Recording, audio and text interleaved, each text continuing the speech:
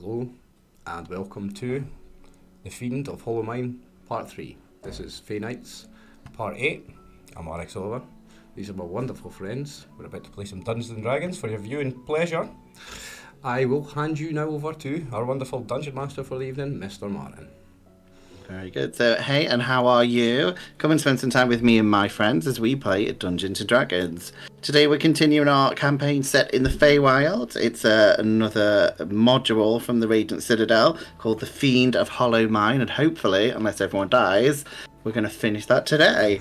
Unfortunately, our friend Izzy can't join us today, so it's a little bit sad, but I'm sure our other player who wasn't here last time is back, so, you know... That's cool. Still have 4 players.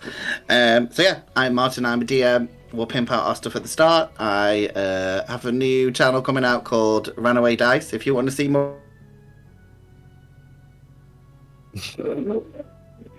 What an unfortunate pause. What an unfortunate time to freeze, Martin. Could you run that by us again, please? Oh, do it again. Okay. Yeah, I am a DM and I run my own games if you want to pay me to do that, or I have my new channel coming out which is going to show games like this, so you can watch me on that. There you go. Yeah, so Chris, it's your turn to go first because Izzy's not here. Yeah, so I'm Chris Kid. You can find me on all social medias. I have a way to get you moving and grooving that you'll love, and just come and I will touch you. Yep. Anyway, so I play Drak, who is a Dragonborn rogue and likes to fuck shit up. That's it. Go for it. Well done. Next up we have Oliver. Okay, well, I'd like to say a very special thanks to Chris for swearing in the first 3 minutes. That's another one not getting monetised. Cheers, bro. I am Alex Oliver. I'm the host of this channel and the organiser of this amazing group of ttrpg players. It's a lot of hard work, but it is worth it. These guys are amazing. Currently on hiatus from Twitch because I've moved home and my upload speed is not great. I'm working on it, so everything will be on YouTube for now. Make sure you are following, subscribed, stay up to date for everything that we do. We play all sorts of TTRPGs in here with all sorts of cool people, every system, all the keepers, all the VTTs, all the fun. Make sure you're following. Join Discord if you're into coming to play with us. We're always taking on new people. We love to meet new people and we love to play any game. If you've got something you would like to run for these amazing players, get in touch. We will do it. We love it. I am playing Halfling Monk Francis this evening. Fists of Fury Franco, also known as, and I am very much loving him. He's a really fun character, and he's really great in this group. I've made some great relationships with the other characters in this group now. Really getting into it. Can't wait to see what episode 8's got in store for us. I've ran on a bit long. That was a bit of an intro from me, a bit of a marathon one. So I will hand it over now to whoever is next. Thank you. We have a Lather up next. Same thing. Say hi to everyone. Hi guys. I'm playing Latha, the Eldrin Druid, in this game with these guys. I am also in, I've had a mind blank, but almost every other game that we run from Discord and on Oliver's Twitch. So, yeah, you can catch me there or here, playing whoever it is that's there at the time. I just come and just roleplay the fuck out of everything essentially. So yeah, she's our work experience girl, so she just appears and works for free. Good job. And finally we have Brutally Honest. Howdy. My name is Brutally Honest. I do co-working streams on Twitch Monday, Wednesday, and Friday, where you can watch my life become a train wreck live. Outside of that, though, I do participate in D&D and Call of Cthulhu sessions that are run through Oliver's Discord, so absolutely go check that out. And I'm playing a Tortle Sorcerer for this campaign, and I have been a backpack for the last episode, so I am now emerging. Mm-hmm. Very good. So we'll go straight in with our recap so our players can remember what happened last week. And obviously, so little Yertie can, understand in her backpot form. She's probably heard some of this. So last time, the party defeated some undead dinosaur skeletons, as well as an angry necromancing priestess. And finding the priestess's journal, it seemed she had been using her dark powers to animate the dead and to trick someone called Serapio, believing she could cure his undead affliction. Researching further, it looked like Itzamir, the tiefling lord that they'd met outside the mine, was the priestess's boss. Discovering the way up to the mine had been collapsed, they made their way deeper into the mine and found it led back to the city of Prismania. Arriving back at the start of the Festival of the Dead, or Whisperween, they found the streets packed with city members partying all over the streets. While enjoying the festival a bit, they saw an owl flying in the daytime, and having remembered what Paloma had said about an owl being discovered as a terrible beast, they followed it, seeing it fly into a small apartment block nearby. Finding the apartment, they discovered it belonged to Donna Rosa, who happened to be Serapio's mother. He had just visited her and confessed his demonic form, and she explained to the party that Orencio, which is Serapio's father, had made a pact with a demon for great power before his death. She knows this must be connected somehow to her son's predicament at the moment, and the party, kind of mentioning the name Itzamir, she recognised from the party describing him that was the name of Serapio's boss at the time. She begged the party to see if she could help end the curse on her son, and she was going to talk to some of her friends higher up in the city to try and get some help as well, as long as you guys could find him. You guys decided to find Itzamir, and as you were making your way through the city, they found him running away, where a chase ensued, where you did manage to track him down. And he agreed that he would lead you to Serapio, and as he opened the door to a large metalworks, a huge owl beast screeched at the party in the face and began to attack. So we're pretty much going straight into the action. The only thing I will say before then is just as about our bard, Sirius is about to give the party some inspiring words. She disappears in a cloud of clouds. Unfortunately for you guys, so but on the plus side, your friend, who we weren't sure where they were, seems to wake up from Drax is back, just in time to join the fight. So everyone I know has already rolled their initiative. So you guys need to ask me anything else before we start the fight? No, but I've just got to say something. All day, and every time someone mentions Brew's back this week, I've had in my head the line from a Wu-Tang song where he goes, "Ayo, the Woo's back," but it just goes, "Ayo, the Brew is back." All day, and it's been stuck in my head, but it's funny. Ayo, the Brew is back. Very good. There we go. I'm in animal form, I'm just double checking. I found my I was buzzing there, that's what I was raking about. I found my notes from last week. Yes, you were, as we left you guys, I think you were very close to Itzamir in your cheetah form, though someone said possibly you might not be able to stay in this, because I'm at fault for this. I'm not sure if you can turn into a cheetah yet. I know you can be like a hyena and stuff, I'm not sure. So then we can just change it to I just want it to be something fast and bouncy. Yeah, that's fine. Yeah, that's fine. If you decide to stay in beast form, then we will do that. You might want to. I can be a wolf, can't I? Yeah, you can be a direwolf. You can be a direwolf. I think I think you could be a bear at your level. I think. Maybe, yeah. You'd have to research it. I just know direwolves, the class has been one of the best ones. But if you level up and survive, you can turn into aquatic animals next level. We shall say I'm beast form just now then, okay? Yes, that is fine. Well, coming up first, we have Drak. Then it's going to be one of the enemies, and then Latha. So everyone get ready. So, Drak, what would you like to do? Oh, do we have a map, Martin? Oh, yep, that's my fault for getting too excited. Hold on. You're all good. I almost freaked out there. I was like, is everyone seeing something I'm not seeing? Nope. I was gonna say theatre of the mind. You have to all pretend you're playing a game, but you can use this map hopefully if it turns up. And yeah, there you guys go. Okay. So yeah, you can see where you guys are. I've given you the same tokens. It's a minute I put in the middle of you guys because I think you'd said that you tied him up a bit. So yeah, he's kind of restrained a bit. But obviously, if you want to go fight, you'll have to let him go. But he's technically tied up. So yes.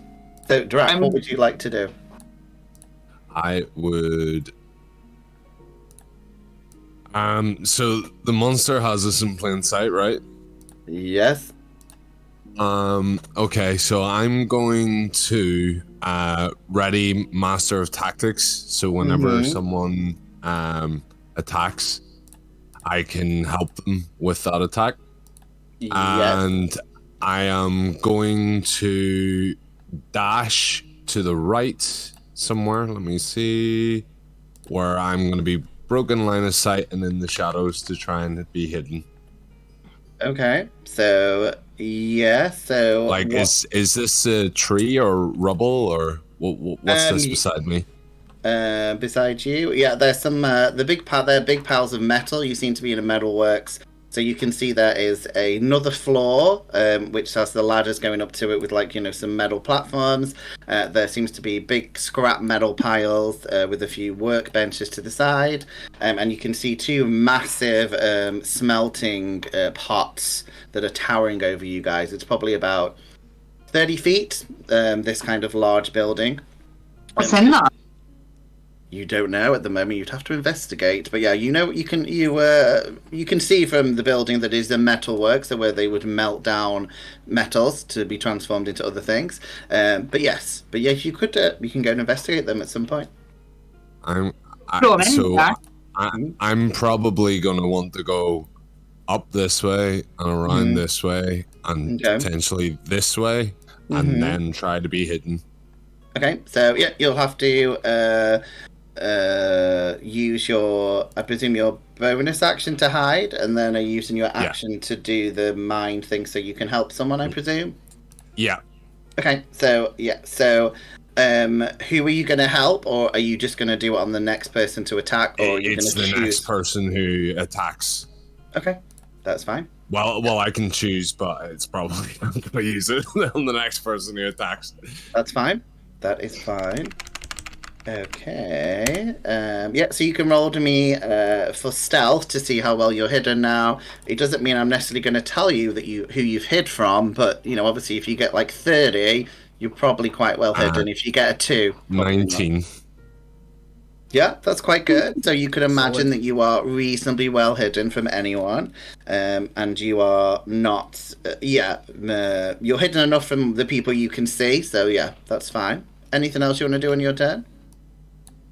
No. Okay.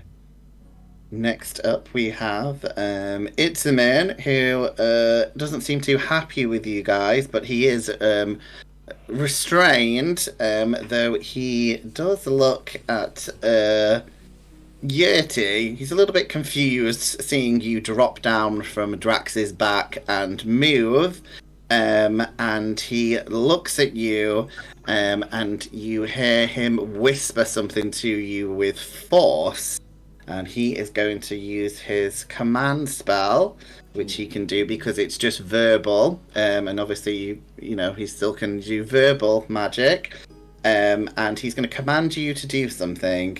So Yertie, you need to do a wisdom saving throw to see if he just whispers the word release, so he wants you to release him. So roll me a wisdom saving to see what you get. 19. Yes. Well done. It does not work as he tries to make you do this. Nice roll. Can I get a favour from Brew, because you know what you're doing all the time? Can you put name labels on Francis and Latha? I can never work out how to actually. Thank you. Appreciate it. Very good. That is Itzaminson. He does not seem impressed. But up next we have Latha. We also then Francis, you're coming up, and then we have a monster, and then Yertie, you're coming up at the end, so you guys can all get ready. So, Latha, what would you like to do? Right. So I'm in beast form, though, I'm not. You are at beast form, but remember, I think you can revert if you wish with a bonus action, I think. Or you can stay in that form and attack something. Well, what do we know about this? I feel like I just want to attack the Situ man guy. Fuck off. Yep. Fuck off. He turned this guy into a I feel like he's a bad guy. I also need to remember that I'm playing my druid character and not someone else. Press delete that. I don't know how to delete it. What? You wrote Francis Smells on Francis. I don't know how to change the name token. See, I've stopped my other group doing this with like penalty of death now. Like they're not allowed to play with the board anymore because they're children. Look, you want to start imposing it here on Chris? Like it's a baddie. I mean, Chris is just Chris. I mean, you know. I've got some new spells. Can I just hold my action, Martin? Can you do that in 5th edition? So in 5th edition, when you hold your action, it's not holding it till the end of the round. You're holding your action until something happens. But you can choose till the end of the round. But you can do like, I'm holding my action until Francis moves, or I'm holding my action until the owl attacks, and you can set conditions. He's not big enough today that I can do what I want to do just now, so I just think I'm just going to wait and see. I'm going to fucking growl at him a little bit, because I can see him trying to get out of that, and I see him looking at Yertie, and I'm like, no you don't. Yeah, I mean, all I'll do is, in some of my games, I allow you to change the lineup, so you can kind of give your spot up to someone else. So you could just say you want to go at the end, which means you come after Yertie if you want. Okay. And then you'll get your turn. That's fine. Whatever it is for you, Martin. Yeah, that's fine. Don't help him just now. That is fine. Okay. Next up, we then have Francis. Francis, what would you like to do? Well, if someone is restrained, it's not going to be an attack of opportunity when I move away from him, is it? No, he's restrained. Yeah, he can still walk, but yeah, he's not. A big old. Predictable as ever. Francis is going to be going wailing on him with a quarterstaff and then with hands. So he's going to start by attacking with quarterstaff. Go for it. I help us attack. Okay, so he'll get advantage on that. Okay, so I can roll that again. Good, because I missed. I think. I've rolled a 3 twice. Sorry, Chris. That's a waste. Thanks anyway. So I guess the 9 misses, Martin. It does, yes. Right, so I'm going to spend the key point and do Flurry of Blows. Now I'm going to remember the special abilities that it has this time. So, Flurry of Blows, first attack is a 22. 22 hits. Okay, so take 5 damage and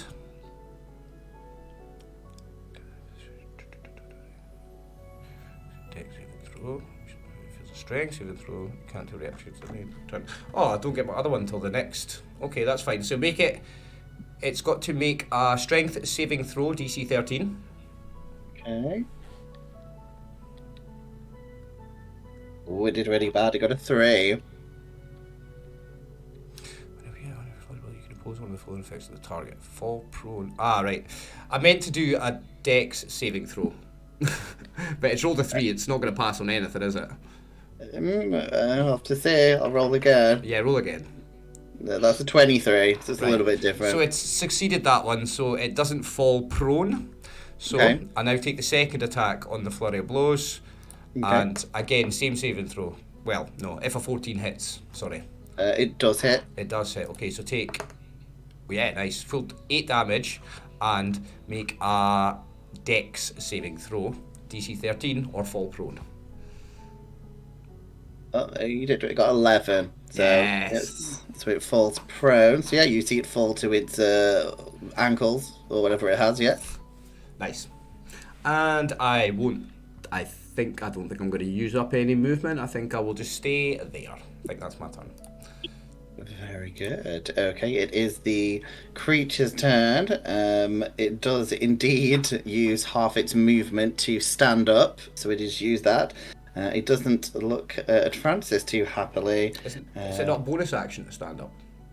No, it's half your movement. Okay. Yeah, so yeah. So yes, it does indeed look at you guys, and it starts to flap its wings quite fast And let me quickly do some mathematics. We're fucking what, this itchy man guy or the women's owl. fucking bird son. The bird son's leaving. What's wrong with this kid? We try fucking help He's him. going to try. It's attack of opportunity if he leaves, remember?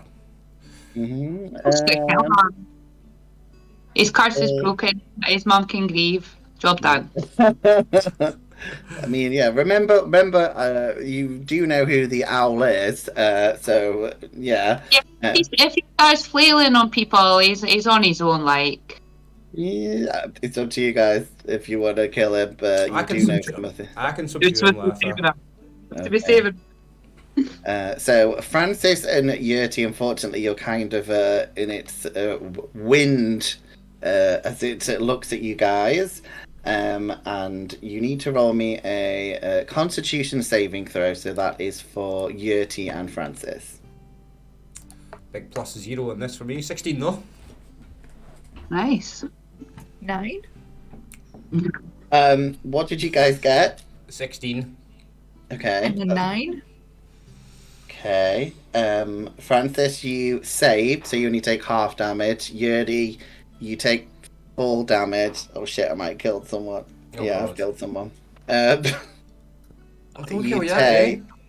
You take 35 points of cold damage, and you're poisoned. Oh my god, Warren. Sorry, guys. Now, there's 35 hit points. She just still goes down to 0 and into death saving throw. She's Well, not dead, right? Yeah, Yertie is not dead. She's very severely. She's passed out, and you can still help her. She needs healing very fast. She'll have to start doing death saving throws very quickly. Yes. I think yes. Does she? Sorry for asking so many rules questions, but it's 5th edition. No, it's fine. She goes into death saving throws on her next turn, doesn't she? Yeah, and there's something else though.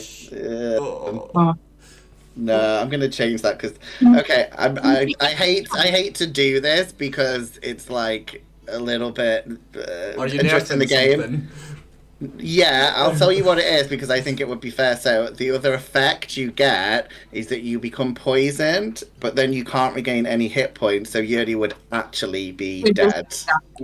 So I'm gonna be nice and say that the poison bit won't happen. So you just take all the damage because otherwise you'd be dead.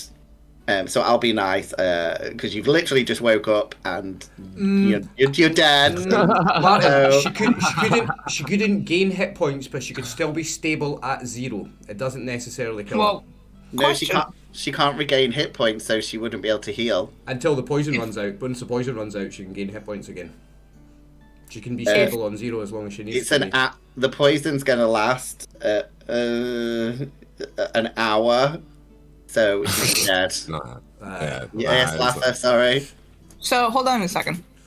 Oh, If I was in my shell as a backpack and I have yet to emerge, I would have an advantage on strength and con saving throws. Yeah,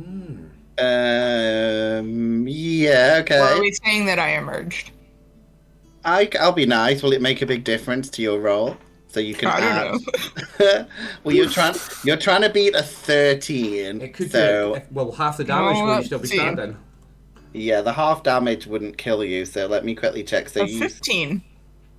Okay, I'm going to allow it. So you just take half damage, and I'm not going to do the poison thing because I think that would be a bit overpowered for you guys. But yes, you are. Yes. Wait, so what was half damage? Half of 35, so that's 17. 17. Yeah. Okay. Yeah, it's pretty much.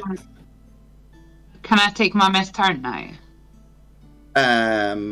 Yeah, hold on. No, I think you were going after Yertie. That was. Yeah, it'd be after Yertie. But yeah, then you can take your turn. Yes, but Yertie, No, you're up. after can I take my turn next? Yeah. Okay. Yeah. Yertie, what would you like to do? Well, I'm first gonna emerge from my shell. Yay! Makes a big difference. Oh man! And I'm gonna. Oh shoot, man. So question. With sleep, it just says it can send creatures into a magical slumber. Is that allies and enemies, or is that specific? No, it's more specific. So you usually do it to the bad people. Yeah. Okay. So I'm gonna cast that at 2nd level. Okay. Which means that it would be roll 78. Total is how many hit points of creatures this spell can affect. Creatures within 20 feet of a point you choose, which I'll just choose an area that gets right between them. Okay. Yep. And then you choose, or in order of ascending order to their current hit points. Okay. If they're undead or immune to being charmed, then they're not affected. Ascending, so smallest hit points gets hit first. Yeah. Okay. Good luck. So if you roll high, you might have it. So 22 total hit points. Unfortunately, the two people you're casting on seem a little bit too, healthy and stuff at the moment, so they don't seem to. They yawn a bit, but nothing seems to happen at the moment, unfortunately. Anything else you'd like to do on your turn, Yertie? Any potions you want to drink, or? I don't think I had any potions. Oh yeah, I was just checking. I don't know if you have anything. I don't know if you have any bonusy actions. With any extra spells? Bonus action would have been to emerge from my shell. Oh, okay. Okay, that is you done. So unless you have some movement if you want to move anywhere. If I move, then I get an attack. They get an attack of opportunity. So I'm good. I mean, no, he's restrained. Yeah, it's the min's restrained, so you should be okay for the opportunity. Yeah, so you can move away from him. Yeah. Oh, okay. And then I'll hide behind some rubble. Sorry, guys. That's fine. Very good. You hide. Lather, it is indeed your turn, but you are in your beast form at the moment. Yeah, so can I use a bonus action before an action? Mm-hmm. Yes. So I would like to turn back into my cube form. Mm-hmm. And I was getting ready to cure. Hold on, let me see.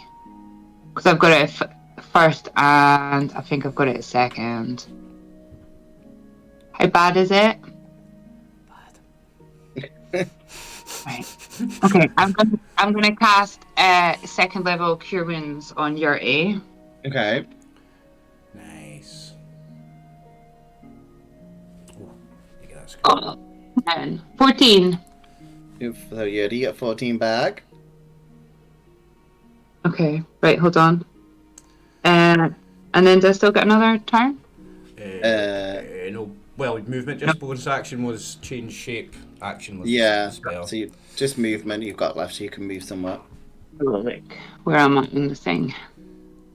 A little leaf. I thought, who's this guy? This is the Situman guy, yeah. He's tied up, but he can move. You know.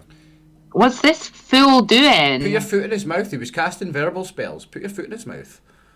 Who was? The Situman guy? The Situman guy, yeah. He tried to cast a spell that was verbal components only. Stick your foot in his mouth. I fucking punch him in the mouth. Don't have I mean, you haven't got any actions to do that, but on your next turn, you could try and do something, yeah. Okay. Fine. I'll just tell him, shut up or get punched in the mouth, mate. Nice. Is that my turn finished? Mm-hmm. Oh, well, you can move. Sorry. You can move. Yes.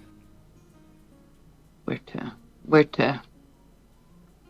I was gonna move in the middle here because I don't know what's going on with this guy either. I'm sus of the two of them. That's like 5 foot or something. Yeah, you've moved not very far there. Yeah, but I just want to be in between the two of them.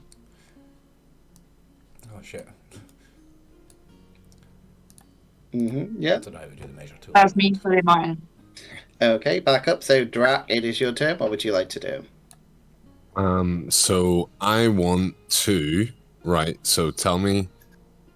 I'm a wee bit's gonna stretch my imagination here. Okay.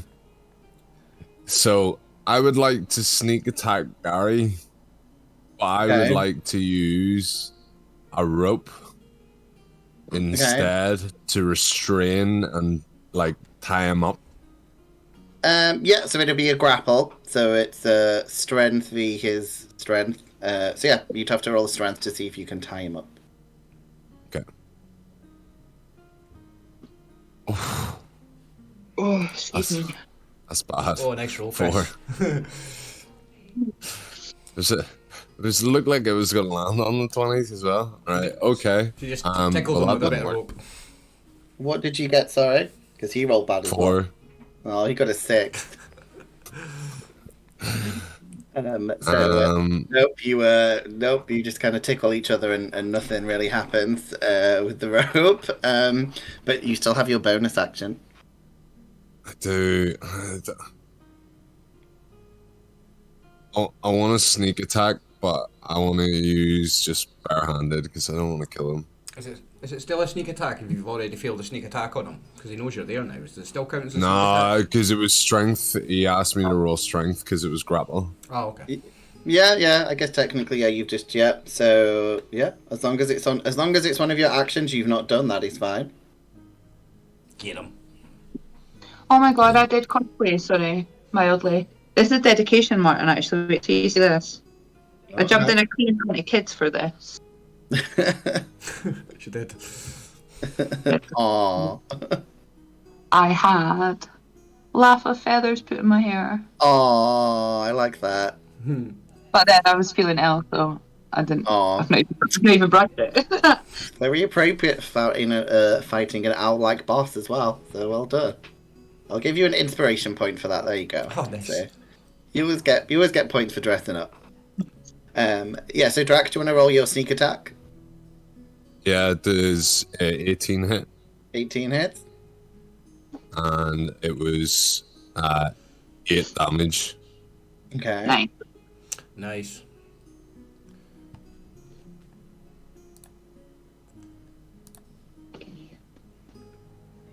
Okay. Well And done. yeah, that ends my turn. Okay. So yeah, I think the only thing you had left was movement. Okay. It is Itzamin's turn, and he is going to try and get his ropes off. So let's see if he can. Yep. He does manage to rip the ropes off, but that's pretty much his turn, I think. I don't think he can use this. Oh, you see him he uses his bonus action, and a shimmering black light appears around him.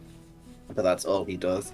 And he's going to try and run a little bit to get away, but let's see. He is going to run a little bit and try and climb up the metal, but it's a bit of arduous, so it's rough terrain to try and get up it, so he doesn't get that far. So he's about here at the moment.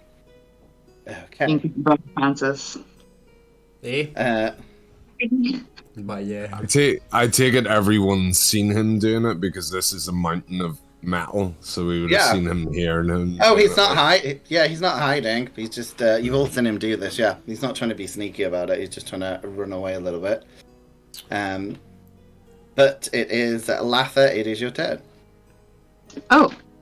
Let me see where I am next time. And Drax just tried to tie him up. Drak No, tie him up and hit him a little bit. Martin, quick question. What height is he on this metal now? Is he more than 10 feet up? No, because he's at the bottom of it, so he's probably only a few feet. You know, he's literally at the very end of it. So let's say about 1 feet, 2 feet up most. Okay. How the fuck do I measure? Right? Sorry, guys. This is terrible. I mean, I don't know how to work the measure tool on this. Count squares. 5, you 10, 15. complicate. Jesus Christ. If you click the ruler on the top left, and then click whatever you want the target, it tells you how far away you are. Yeah, from the one on the left. everything. Yeah. The left one works it out all for you, so you don't have to do any complicated math. I need to log back in again. I've just shut That's it down. okay. Yeah, so quick tip, I don't know if you already noticed, the ruler to the left, if you click that, it literally tells you where everyone is away from each I other. just noticed that's very clever. And then Yeah, I can the map. Right. All I want to know is, can I move to behind this guy? This Itchman guy. 5, 10, 15, 20, 25. But that's half movement, so... yeah, once you get to the middle 30 bit. would put you here. Right. And you've got 30, I think. So yeah, you could get to there. Okay. I'm going to do that, and I am going to... Not that way though, because it's an attack of opportunity against Gary. You have to go up this way. Yeah, you'd have to. You'd be close to him, but you're not going to be like One right square, next to 2, him. 3, 4. It's alright, I need to be like super close to him. I got magic, bitches. Yeah. Yeah, you can get to that one. You're good. When I find it. Hold on, my bad. So Fuck, sorry, 5, man. You must 10, hate I hold 15, 20, Yeah, and it's then cool. double distance 30. Yeah. Right, let me see. I want to cast Entangle, I think. Okay, very good. 20 feet. Are you moving up Is there that first? Yeah. Yeah. I'll move you. As quick as I can get. Area and range 9 foot, and it's got a 20 foot square starting from the point. So Okay, I'm close. Yeah, you're close. You can see him from there. Yeah. Hold So that would on. be these 16 squares. And what do I click to do it? Just cast. Sorry. Yeah, and that just helps you on your sheet. It means you know that spell slot is gone, so it just keeps track of it. Oh for yeah. you. I do. Is he just automatically restrained? Does he have to roll against it? I I think think it's save. yeah, it's a strength saving throw, so we will see how well he does. And I think yours says it's 14. Yeah, 14. So let's see how well he does. Not too good at all. Come on. Who's gonna fail? What's this? Big 3. Ooh, better. He got a 1. Natural 1. So he is restrained by your spell. So he won't be going anywhere for quite a while. Superb, Until the superb. Yeah, so, and he can't, until your spend end, so that's at least a minute, he's restrained, he can't really do much. Drax, I'm coming for you. Oh no, he can try and get out of it, but not till his next turn anyway, so yeah, for now he is restrained, yes. Franco next, I think. Yes, let me quickly get up. Yes, it is. It is Francis's turn, and then it's going to be the big owl creature. Starting to go for the same thing, attacking with the quarterstaff, and if I miss this time, I'm going to remember that I have inspiration. Shouldn't know, that's an 18. 18 hits. Take 6 damage, yeah, prick. Okay. Talking to the Elmar, I know you, obviously. Remember, like, if you... We're trying to save this person. Yeah, I was going to say, like, remember when you get down to... You know, you might want to say you want to do non-lethal attacks, which still reduces it, but it won't kill him. I am attacking with a blunt weapon and my fists. These are all subdual damage. That's fine then, yeah. So remember, just so you guys know, it's spells, you can't change the damage, you can't make it non-lethal, but everything else you can pretty much do it non-lethal. All my hits are subdual damage, so I'm going to do the good old flurry blows. 18. Hits. Take 8 damage and make a dex saving throw 3. 13, not 3, sorry. Dex saving throw, sorry, yeah. That's going to be a 7. He did Nice. very, very low. So he's prone now. Is it advantage? It's an advantage on attack. My next attack when he's prone as well, isn't it? Yeah, I think as long as you're within 5 feet, yeah. I've got my little cheat sheet with me, blah, blah, blah. Yeah, disadvantage till, yeah, as long as you're within 5 feet, yep, so you will get advantage. Take 5 more damage. And he remains prone. If you hit him when he's prone, he stays prone. So now make a dex saving throw. 13. Okay. I assume you've got disadvantage because you're prone. No, not dex this time, sorry. Strength this time. Okay, Strength, yeah. 13. strength saving throw. So yes, instead of the dexterity. Okay. Because you're already prone. You got a. That's awful. Yeah, 1, but you get another 1, so 2. So yeah, he did very bad. You now can't take reaction until the end of my next turn. As well as being prone, bitch. Okay, until your next turn, yep. I've got that on my thing, so no reactions for him. Okay, Francis, anything else? Any movement? Because he's prone, he won't get an attack of opportunity when I move, will he? I don't think. Let me check. I don't think. No, blah blah. Oh no, he can still do. Oh no, he won't because it's a reaction. So no, he won't. Wait. How high is the ceiling, Martin? I think I said 30 feet. I jumped 30 feet in the air and land on the prick. Yeah, you can do. He will take 3d6 falling damage. I mean, that's pushing it because you're trying to like make it into an attack. So I mean, you'd have to get. Rules is written. I think I'm pretty golden to do it though, mate. Druids drop fucking herds of animals on people all the time. I mean, I'll allow you to, but I'm gonna give it. Well, we'll have to see what you. I'm gonna make you. You need to roll something for it. I'm gonna say. So I'll say maybe use like an unarmed strike, like you were using an improvised weapon. To see if I actually land on him. Fair. Yeah, Absolutely fair. So I'll roll an unarmed strike attack. Yeah, that is fine.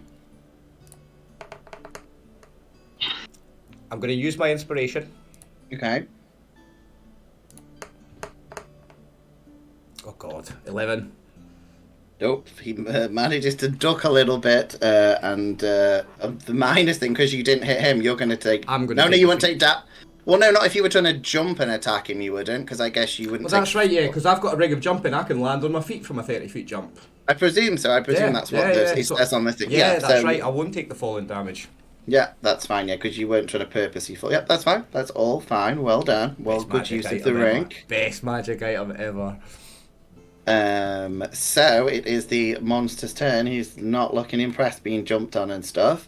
So let's see. He is going to try and attack Francis. He has to get up from being prone first. He does. So he's going to have to use half his movement to get up. He's going to attack Francis with one of his hits, which is going to be a 11. No. And he's going to try and attack Drak. I think you're just in range, Drak. Let me check. Yeah. Yeah. Let me check. Yeah, you're just within 5 feet, so he can attack you. And it says 10. It says 10. Does it say 10? It says 10. On the measurements, it says 10. Yeah, let me check the thing, yeah. But, Chris, look at the size of the token. It's a large creature. It takes up 4 squares. It's in this square. Don't care, because if I have the attack, it's 10 feet away from me. Yeah, fair enough. I'll check the measuring tool, because that's the best way. So, fair enough. Now, I will roll with that. So, yes, fair enough. So, sorry, Chris. I rules lawyer for both sides, like... No, he's right. I'll check because that's you can't argue with the technology, basically. Because I could be a cunt and be like, well, then I get an attack of opportunity because it was within 5 feet. You know what I mean? It's fine. It just means Francis gets attacked again. That's all it means. Good. Francis can take it. Don't worry. That's a 19 to hit. That hits me. So you know who to blame that on as well, don't you? So okay, that's 11 points of piercing damage plus 4 points of poison damage, but it doesn't poison you, it's just extra damage. So 15 points total, unless you have any weird shenanigans you can do to lower that. I don't think I do have anything. It's a melee attack, it's not missile attack. I can't do anything about that.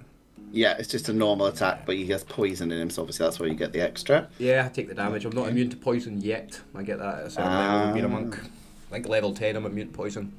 Okay. That is the owl creature's turn, but it is Yertie. It is your turn. Alright. Yertie's gonna stay where the hell she's at, but she's gonna cast Wither and Bloom.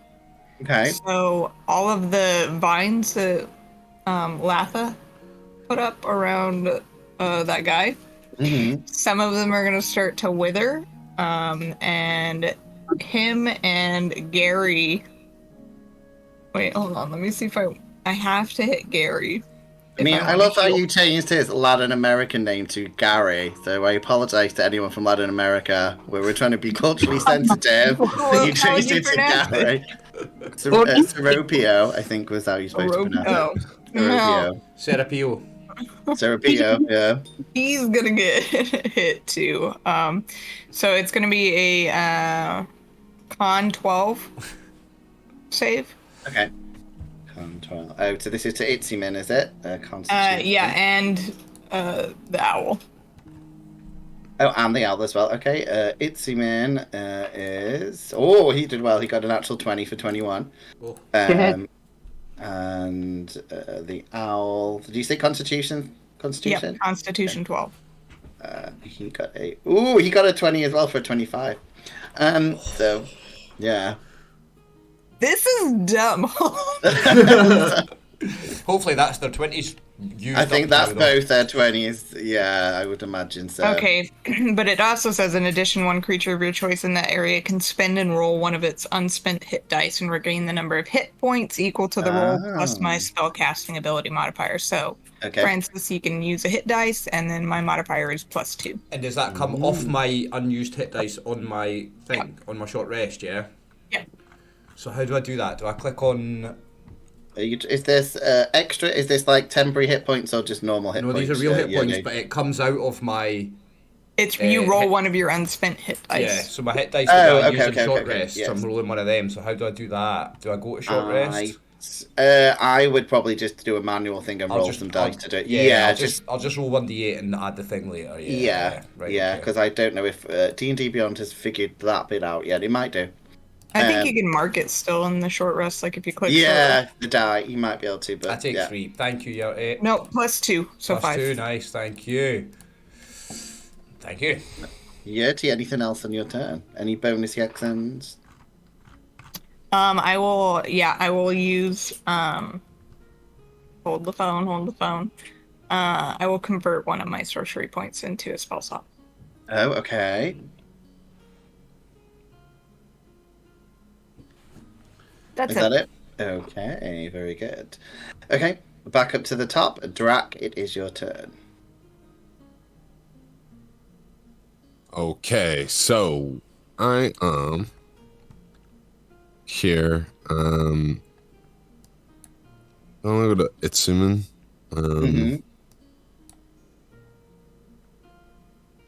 Well, am I? No, wait. Am I not incapacitated? You? I don't think so. Do you mean him? Oh, is Itsuman incapacitated? He's restrained. Yeah, he's restrained. Oh, okay. Oh, by the vines, yeah. But He's restrained. Sir Ropios, he's not. restrained. So Itzamin's restrained by Latha's entangle spell. Right, well, I'm going to try and wrap him up again, so let's go for strength again. Okay. Where's my character sheet? Hold on. Oh, I know what it refreshed and it asked me to sign in, and that's what I was doing. No worries. I think if, So if he's still going after this Drak, I'm going to start focusing my attacks on his arms to see if I can reduce his strength. Let's see. So strength. I've got his roll. Do you want to roll for strength for your character when it comes up? Yep, 2 seconds. Good luck, man.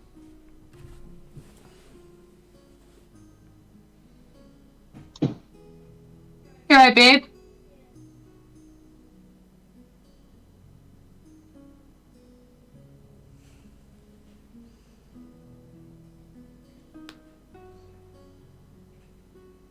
And then, yeah, coming up after Drak, we've got Latha and Francis, so you guys can get ready.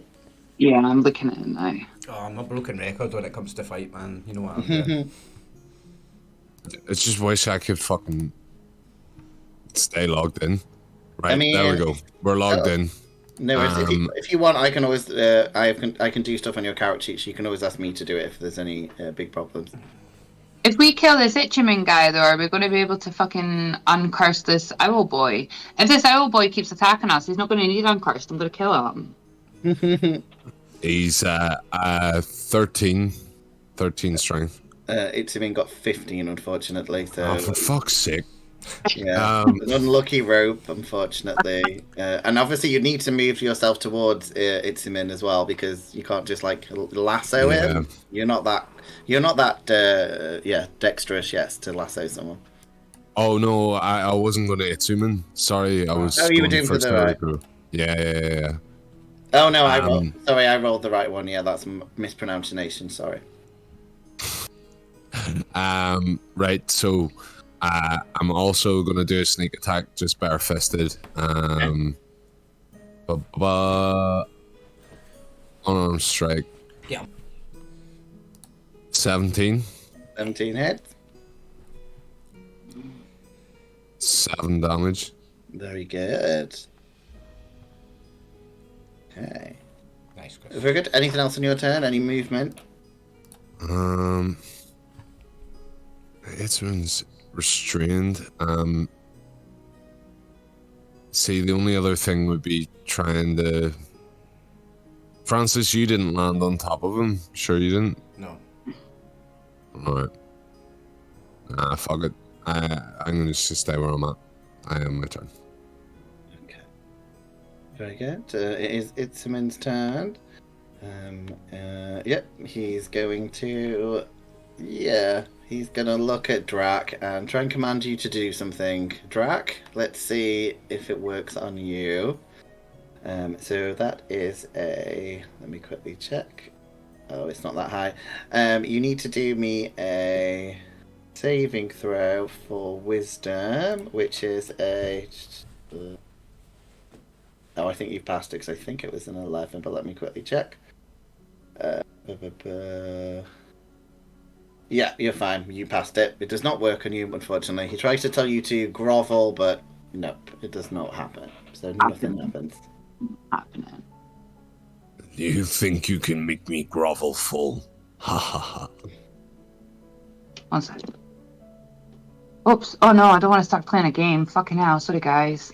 Okay, but that is Lather. It is your turn. You're muted. I know. I need to go see the wee man. Alright. I'm Okay. in Thorn Whip. Do you want? I was gonna say we can do your one at the end if you want. I've already decided. I'm casting for. Okay. It's a cantrip. How do I... Oh wait, hold on. Cantrips. You just click on a thing, I think. I don't know, I don't cast spells. Thorn Whip's just on your... Click on attack and it says say Thorn Whip. Yeah, so if it's +6, so just click the +6. Oh right, +6. Okay, I wasn't sure if what I was hitting. 18. Hey. 18 hits. Very good. So you can click the next button for the 1d6 of damage. Go. 3. That's fucking pathetic. It's a cantrip, though. You can do that over and over again. Yeah, you can. It's basically your weapon attack, kind of. Well done, yeah. Okay. Is that... Do I get a... Bonus action, yeah? You still have a bonus action. Right, what is my bonus action? You can use... you can use Lele. You've got that. You can, yeah. You can push a person, you can throw an item, you can help a person. That's an can you action. Can you bind his mouth? Not with a bonus. Yeah, you can wild shape. You can do your face step stuff, or you can use Shillelagh as a bonus action. Am I close enough to Shillelagh? You don't get the attack. I think you're just casting the spell to have it. Yeah, you just get the item. You just get this special thing. So yeah, it's there. But I was just checking. Yeah, that's the things only things you can do. All right. Do I have to use a bonus action? No. Okay, I'm good. You could get it for next round and shove it in his mouth. Yeah, you could technically. Yeah, if you wanted to. Hold on. Does it take a thing to? Does it take a round to? So, no, I think with your bonus action, you cast it and it would instantly turn, and then it's in your hand ready to use next turn, I think. Yeah, and it's a free one. It's a free. It's a free thing. It would be stupid not to use it. 18. Yeah. So you cast the Shillelagh thing, and you get whatever you're holding gets nature's power. Or my scimitar would have been one of the two. Well, it says the wood of a club or quarterstaff, but I guess anything I guess that's got wood on it. So I'll allow it to happen. Yeah. Yeah. And then I'll wait till next round to use do it. the damage. Yeah. Perfect. Yeah, Yes. you don't even roll the attack this round. Yeah, but you've done the spell because it's a very powerful weapon if you use it, so it's worth. Yeah. The last week about it, and it was one of the best ones for a druid to have.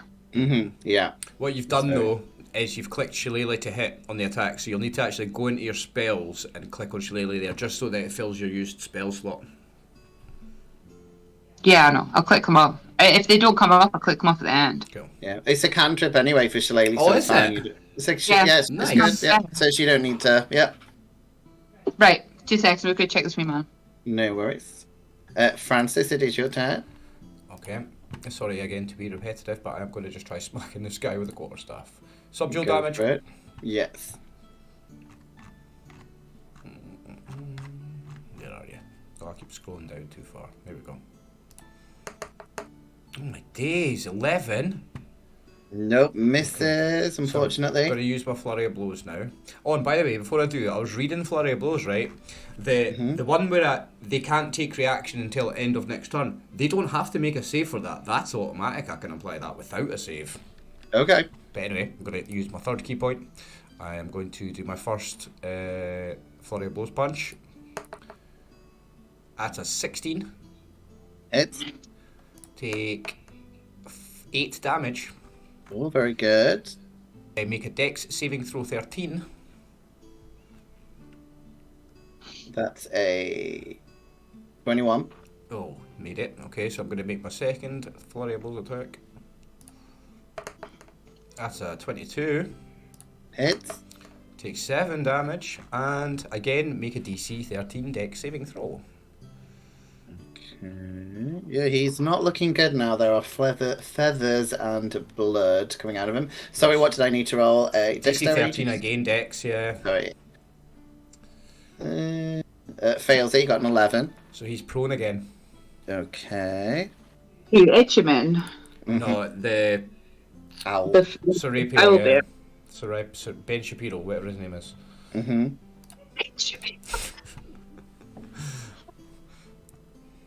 Anything else on your turn? Not unless I want to move, but I'm not gonna turn that Riggy jumping into an extra attack. That's cheesing it, so I'm not gonna use that. I may flavour some attacks with it later, but no, that's me. I'm just gonna stay there. Okay. I'm gonna use my movement. I'm gonna use my movement to move to there. Yeah, that's fine. Just You've to be still closer not to moved. Edson. Yeah, you've not moved out of his attack range. Okay. Okay, it is his turn. He is going to try and attack Francis. Let's see how it does. Oh, that was the wrong button. That's a good job. That was the wrong button. I don't think you want to take 35 points of damage. Oh, I can't.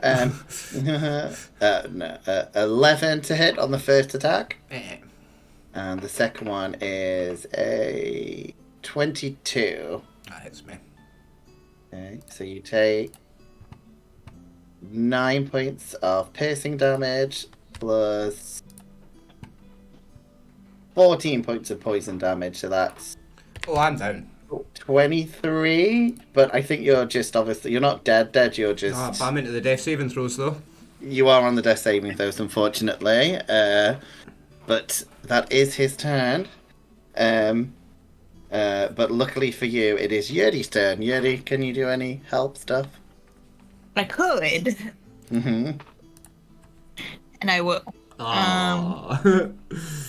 I will cast Wither and Bloom again, but I'm gonna cast it this time to only get Itzman and extend to Francis.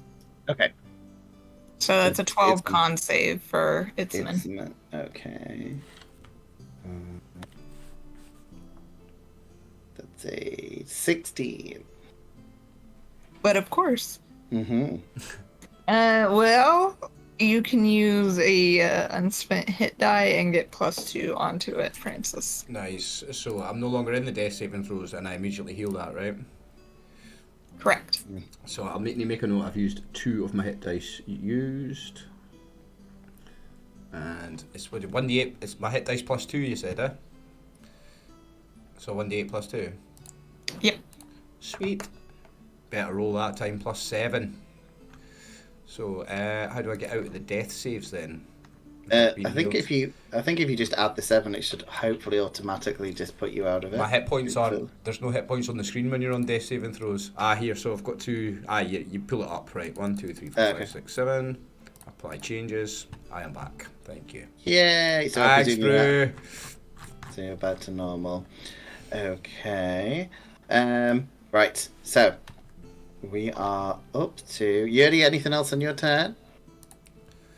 I will use another sorcery point to convert to a spell slot. Okay. Okay. It is Drak's turn, but he's not here. So. Okay. So, I guess we'll move on to. Oh no, he's back. So. You can always hear you. Yeah. So Drak, it is your turn. Okay, so I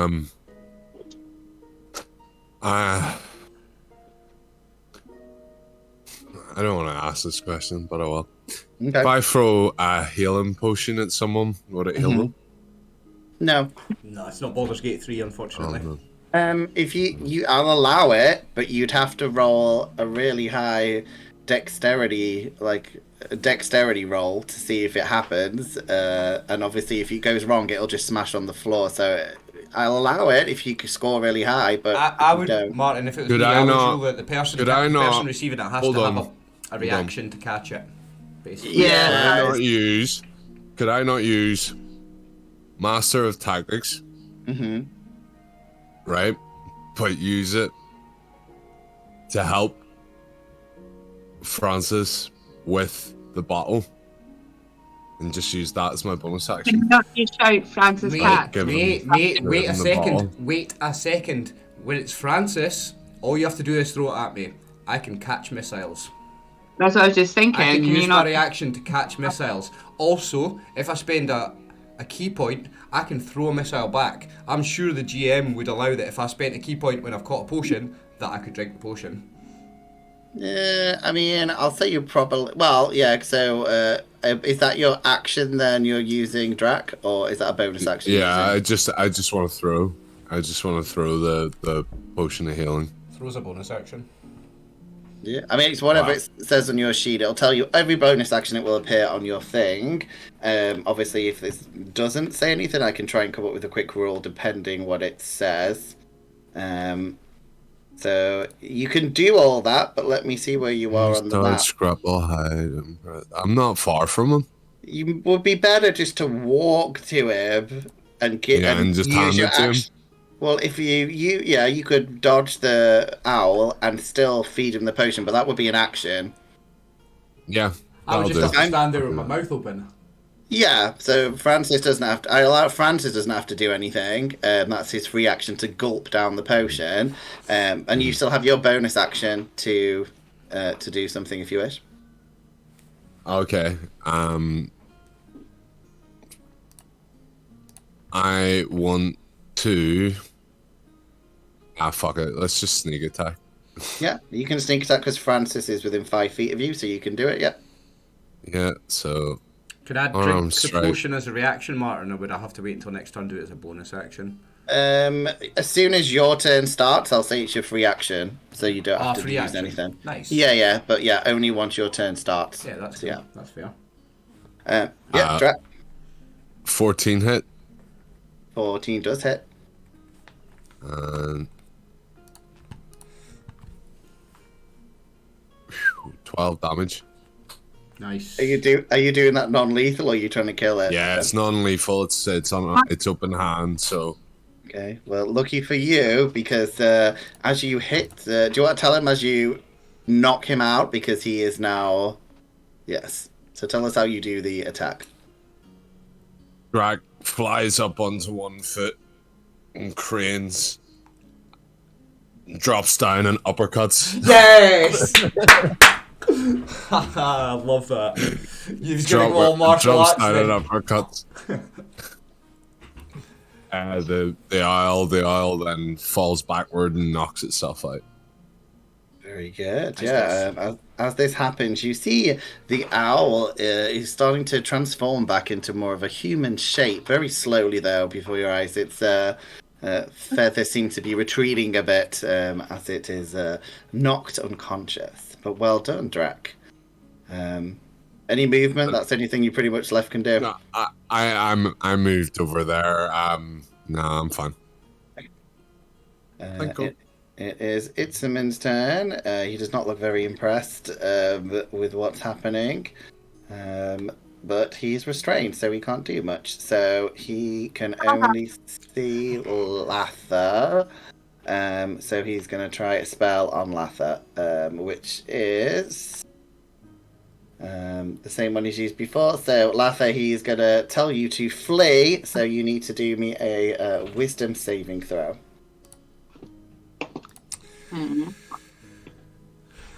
Wisdom you have, eh? Mm-hmm. I don't. +6 on my wisdom, and I just rolled an 18. Fucking stuff. Nice. No, wisdom. He got an 11. So again, he just looks at you and no, it's not happening. He looks he looks upset because that is his turn, and Latha, it is your turn, and then Francis, it is your turn. Oh, it's all over for you, isn't it? And I tell he tried to make me run away. Like, can I feel it? Yeah, Right, you heard the magical word, but you resisted it, so you know what he was trying to do. You're in trouble now. Where's this? Although, is Francis in more trouble? Nah, this owl's down, mate. Don't Right, worry. okay. I am going to cast... Where is it? Because I'm going to do my... What is it? Oh, you lost. My shillelagh. Oh, it's a +6 to hit. To go to attacks, Yeah. it'll be in there, I think. Got it. Oh, he's 18 now. Don't you have inspiration? I should have. Yeah. From Izzy. Well, I think you've got inspiration. Yeah. Well, look at the top of the sheet. Have you got inspiration marked? Has it got a thing in the box? Well, No. I gave you inspiration for your feather, so you do have inspiration. Yeah, you do. I thought From so. me. From me. so what do I roll for that You then? can re-roll something if you've got inspiration. Oh, You can. come on. D20s, I think you can re-roll. I did not do this for nothing. Come on. Come on. Yes! Well done. To roll for damage. 1d8 +4. Come on. Yeah. Nice. Very good. Yeah, he's well, I think it's the first hit. Anyone's not actually hit him, so you finally damaged him. Good. We're trying to help you. We're trying to help you, friend. Smack. Very help good. you. Bang. Very good, Latha. Anything else? You've got your bonus action left if you want to do anything. Can I do... Did you catch that healing potion, no? Yep. Hey, you just walked over and handed it to me anyway. Alright, okay. Are you good now? Yeah, I'm good. Okay, I am gonna... What do I get? Right, so what do I get for bonus? Oh, there's an actual tab here. Sorry, man. No worries. Thorn Whip. So it's a bonus action, isn't it? Or is it an action? No, it's yeah. It's an action. You just got wild, so you pull your face step. Can I not just attack him with my shillelagh again? No. Do you know what? I think actually you can, because it can, once you've cast it, I think you can use it as a bonus action. Yeah, because it's come up in. Yeah. Nah, Can I? there's no way it gives a druid 2 attacks in a round. Sorry, that can't be right. It does actually come up on a sheet. I mean, I'd have to possibly investigate it. Oh yeah, Yeah. it does come up on your in your bonus actions. It's the only one that's... I was checking for... It's a bonus action to cast it, but if hitting with any melee weapon is Yeah, an I'm attack, just it's a checking. regular action, I think it would stay that way. Yeah, that's very confusing putting it in that thing. But yeah, no, you're probably right. I guess it's just to cast it, but I don't think there's any spell that gives a druid 2 main attacks in a round, like. not at this level. No. Can I attack him with a weapon? No, because you've used your main action to attack with the shillelagh. Okay, then I haven't really got anything else. Yeah, it's just whatever. Yeah, that is very confusing though because it puts it in that box to look like you have an extra attack. That's it. Yeah, that's why I had asked. Yeah, no, I would. Yeah, yeah.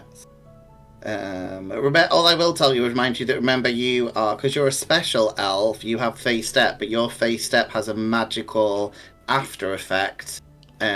So when you do use your phase step to disappear somewhere else, creatures within you of 10 feet must succeed on a wisdom saving throw. So that's also something to. Yeah, so sometimes you could use that creatively because it's like an extra spell, but you also have to move. So that's the other thing that I can see you can do. Okay, but that is Francis. It is your turn.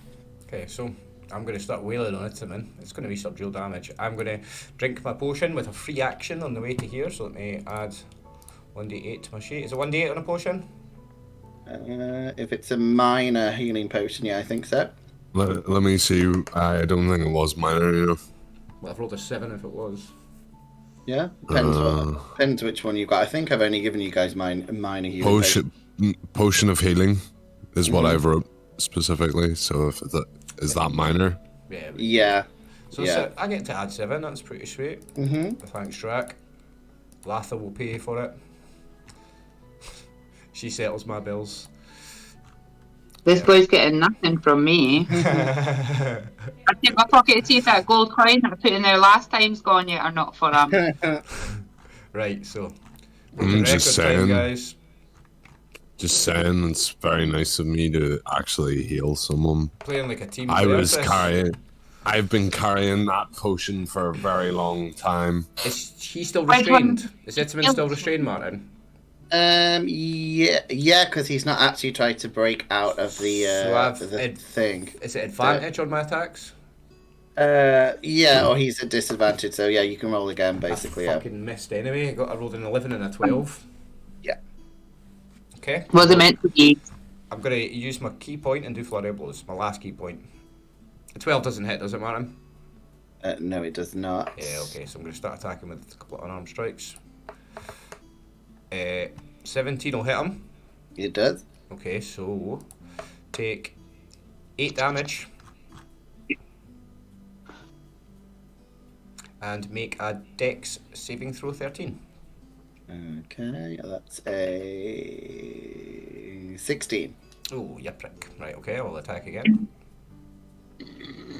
Excuse me, my goodness. Is that your belly? My god. 17 attack. That hit. 7 damage.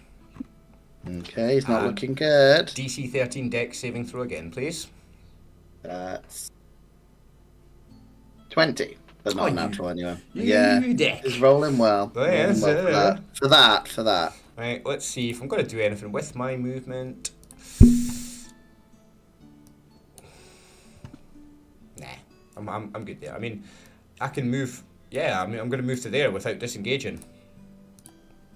Okay. And that's my turn. The owl is unconscious. So Yertie, it is your turn. What would you like to do? Are we trying to kill this guy?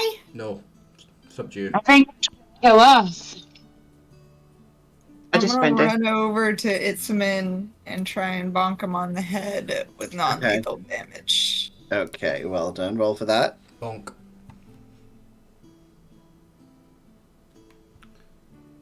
Oh, and Latha's joining the club. My hat's really hurting. I'm getting a headache. I think that's what was there. We suffer for our art, Martin. I know.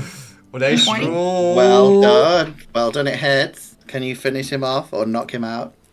Frank's getting quarterstaff lessons off of Yertie after the fight. 5 damage. Very good. Yeah, you just managed to knock him out. Well done. So, yes. Well done, Yertie. Yes, Yertie. none of my spells hit, but my quarterstaff does. I know, Frank has kind of got his tail between his legs a little bit after missing all those quarterstaff attacks, and Yertie just running and going bop and knocking a guy out. Frank's a little embarrassed. To be honest, though, when I created my character, I put all of my, like, a lot of my points in intelligence instead of charisma, so I'm a shit sorcerer anyway. Yeah, It's not about building optimal characters, it's about building fun characters. Yeah. We are not min-maxers in this channel, we are flavor players. Yes, and you will be leveling up at the end of this game, so that might help with some of those things. But yeah, well done. So you have subdued both of the characters, so I'm going to suggest we take a 5-minute break, and then obviously we can do all the roleplay fun stuff afterwards, and it still gives us time to finish up for 11. So yeah, Hey. I'm going to take a break. Nice. Yeah, No Hang on a worries. sec, Back guys. in 5. yeah, 5 minutes. Okay. So, what do you guys want to do? So you can come out of initiative, but you are stuck with a slowly transforming, looks like a teenager boy, and Itzamin, the thiefling lord, is also passed out. What would you guys like to do? Tie them both up. Okay, you can do that without fail. They are both passed out, so you can tie them up. I'd also like to bandage that Itzamin's mouth shut. I'll let Drak get it to me, and then I'll get Surupeo. I will bind him, and while I'm binding him, I'm gonna gently kneel. I'm gonna kneel next to him and gently whisper in his ear, "You can be at peace now. We will have this curse removed. Don't worry. We are here to help you. Don't worry about these binds. This is." He is definitely the kid. Like we know this now. He started turning back, is he not? Yeah, he's after a couple of minutes. Now that you've tied them up, you can see that the owl is reverting into about an 18-year-old boy who obviously is still passed out at this point. Let him. I throw my cloak over the top of him to cover his dignity. Yeah. Oh yeah, I did decide if he was naked. There's enough feathers there until you throw your cloak over him, so he has his own dignity until that point. Yeah, anything you guys would like to do apart from you can still hear the carnival going outside, and obviously it's quite quiet in here. I just saying soothing things to Surupeo. That's it. Anyone want to help me search? I'll help you search this Itchaman guy. Okay. Well, I wasn't planning on searching him, but since you said that, can I pick his pockets?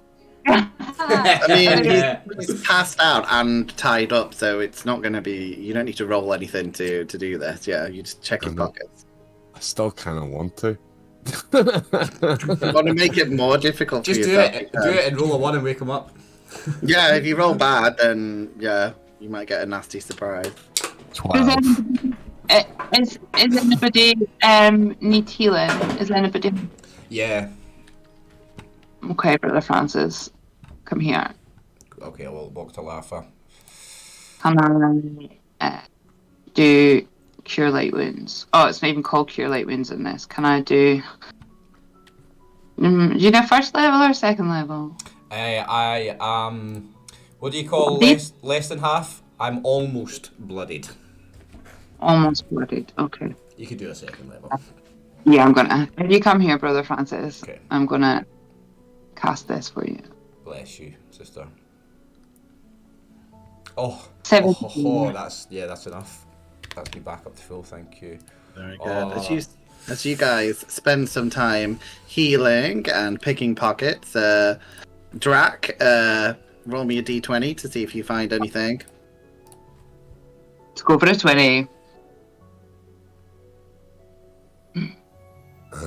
10. Yeah, you easily you find a coin purse. Unfortunately, it seems to be empty, and there again is another note in bright red that says, "This is the final notice. Please come to the Thief Guild immediately to pay the debt that is owed." P.S. We knew you'd pick his pockets, so. Oh, Drak, you are in trouble if you don't pay your tax, like. Can I look around to see if there's any chests or anything gold and interesting? You can. I'll let you do that. So roll for investigation, and I'll move on to Yertie. What is Yertie doing? I'm just twiddling my thumb. Okay. Very good. Okay. So, Drak, what did you score for your investigation? 3. Nope. Just looks like an old metal mill for you. Can't see much of anything else. But at this point, as you guys have spent a few minutes and your two captives are slowly starting to wake up, Donna Rosa busts through the door with a couple of guards and a wizard-looking like fellow, and she says, "The guards saw you come this way. Are you guys okay? Did you find my poor boy?" And at this point, she sees him and runs over weeping.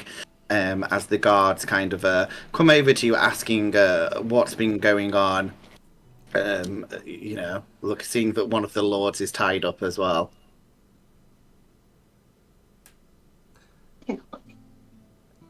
Your son is free from the... It looks like the curse is already lifting. Look. I bound him for his own safety just in case, but it looks like the curse is already lifting. Does he not go back and forward? Has he, or as if he's? I thought it was like a werewolf stuff. Yeah, like lycanthropy. So it's not. He's not cured just because he's turning back human, right? He's just passed out at this point. Yeah, okay. He's passed out. So he's not cured. Sorry, I didn't say that. I said your son is safe now. We have subdued him. He's bound. We can get him to a healer to get this curse removed.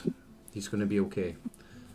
At this point, she says, yes, can you guys please help me? And she asks you to all stand in a circle around her son as the wizard-looking person introduced himself as one of the local wizards who Donna Rosa is familiar with.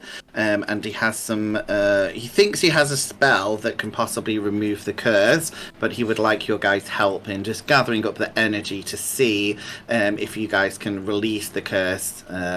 So yes, you will all need to roll me an Arcana check to see if you can help with this energy forming. Okay. 1 second. Not my strong point.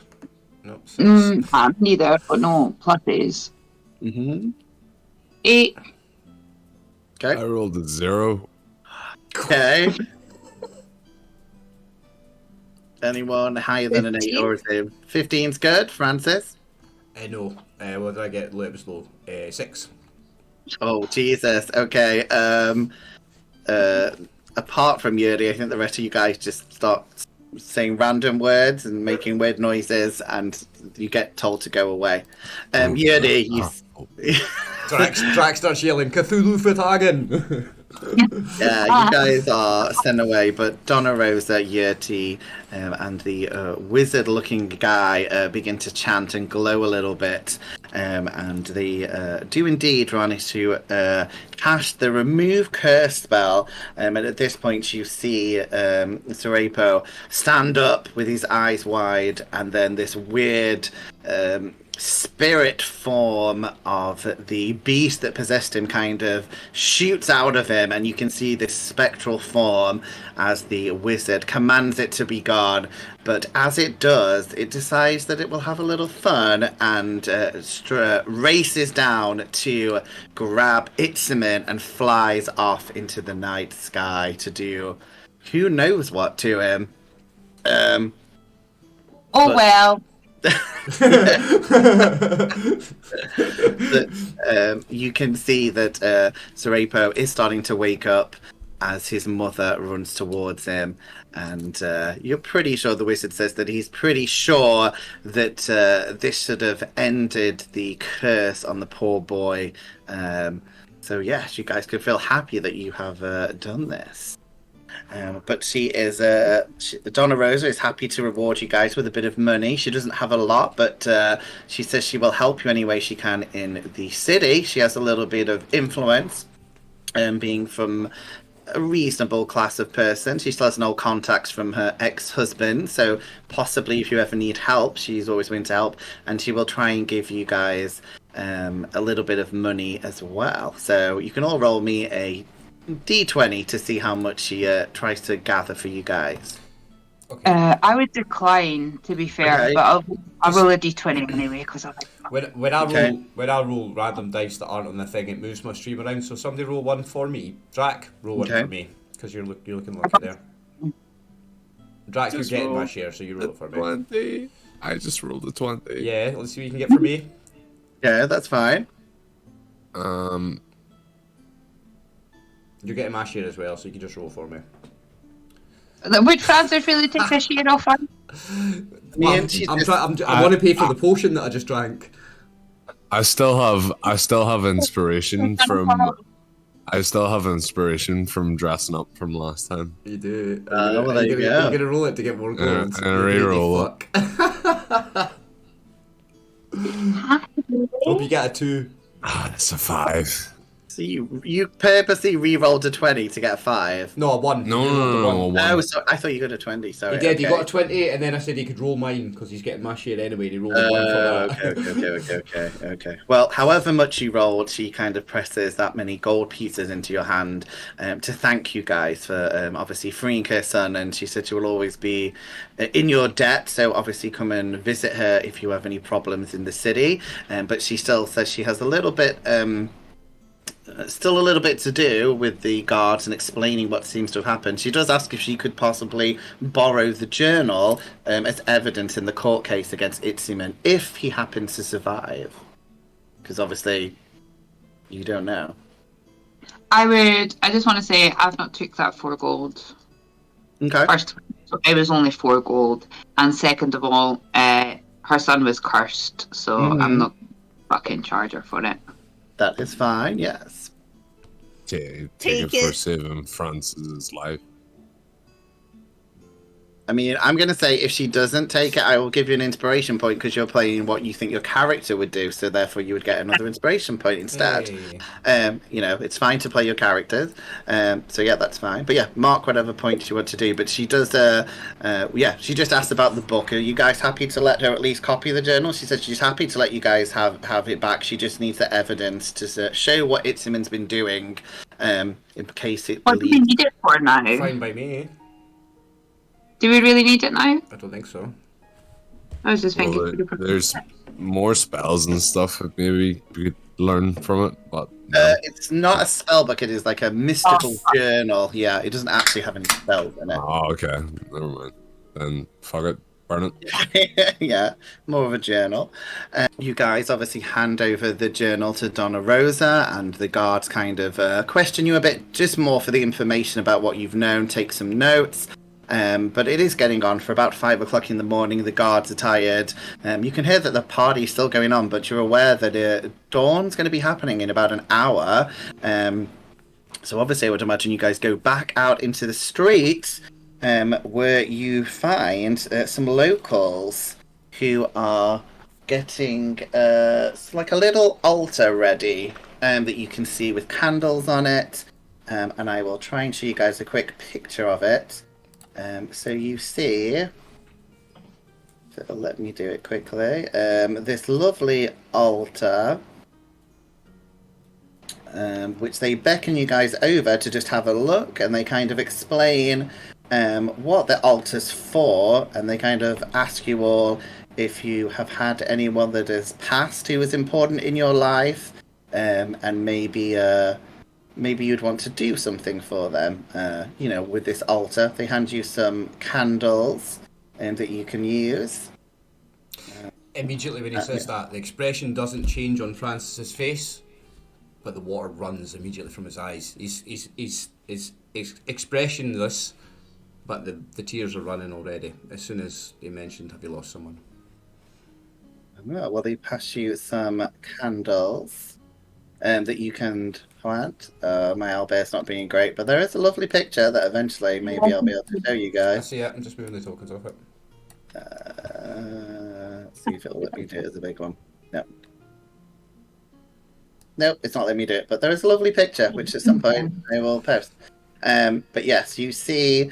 try and make it bigger. There you guys go. You get a rough idea of it. It's a lovely altar with candles and pictures of people and flowers with a cup in the middle, and that you can kind of see. There seems a small altar, and they explain that on this night they kind of honor the dead. So yes, they ask you guys if you have anything that you would like to offer. So they kind of say that you put these yellow marigold candles out, which they're happy to give you.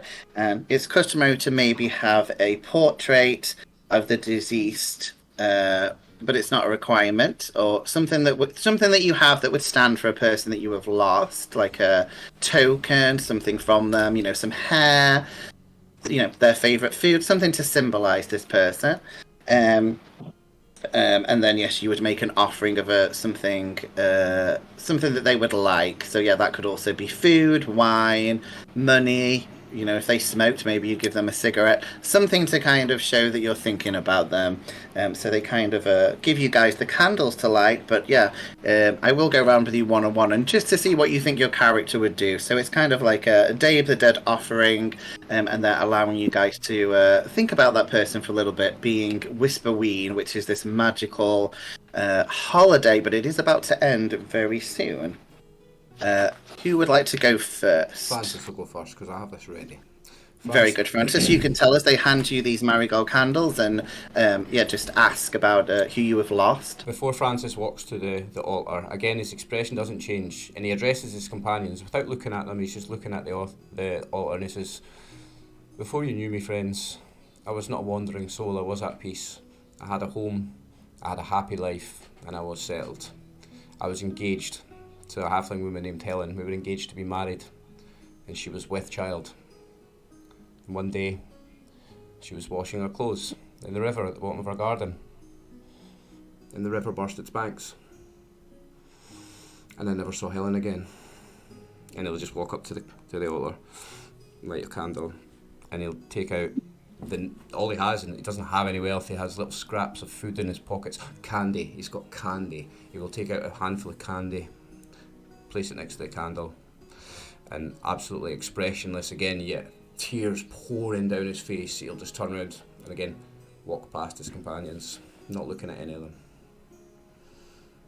Very good. So we will see if anything spiritual happens after everyone else. Would anyone else like to make a little offering to someone who is deceased? Who would like to go next? I'll go next. Okay. Just making this up on the fly, too. That's fine. Martha is thinking about her sister who died when they were younger, and she is not sure how. It was some kind of bad magic, she thinks. And she has lots of little bits of crystal and leaves and vines and stuff in her pockets, and she'd be fluffing around, and she find she has little bits of dried calla lily, black calla lilies, and I'll take a little bit of that.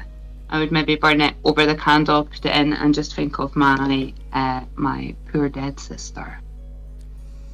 Very good. So yeah, they give you the candles too. You will have a little space to set out your little offering. Very good. Who would like to go next? Yertie can go. Okay. I'll cast Mage Hand, and I'll float a little picture of my mentor Cluck over to the altar. And then I'll have it come back to me, and I'll float a little cigarette over and light it and put it next to the picture. Cluck, you were always there for me. You always believed in me. And I think you made me love myself more, despite everything.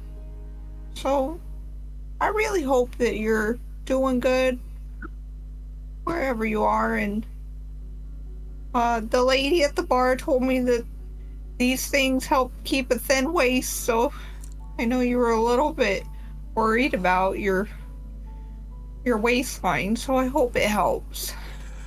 Miss ya. Very good. And finally we have Drak. Drak, anyone in your life you from your past who is deceased that you know of you would like to make an offering to? Drak has a map for a Linton relic that his parents could never find. He found it after finding and using this map, but carried it with him. He offers this, but doesn't believe that anything will come from it. Well, you said it out. Maybe hoping secretly deep down something will happen, and you guys probably ought to take a moment of respite at this point. The sun is about to come up, and you can see the parties have started to calm down. It is nearly over. And can you all roll me a perception check, please? Have we managed to sneak a little celebration in here ourselves, by the way? There's always going to be one bar that's open 24 hours. You know, there's always that one.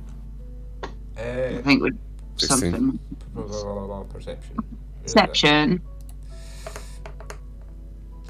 Oh, I just came off a 16 to a 6. 9.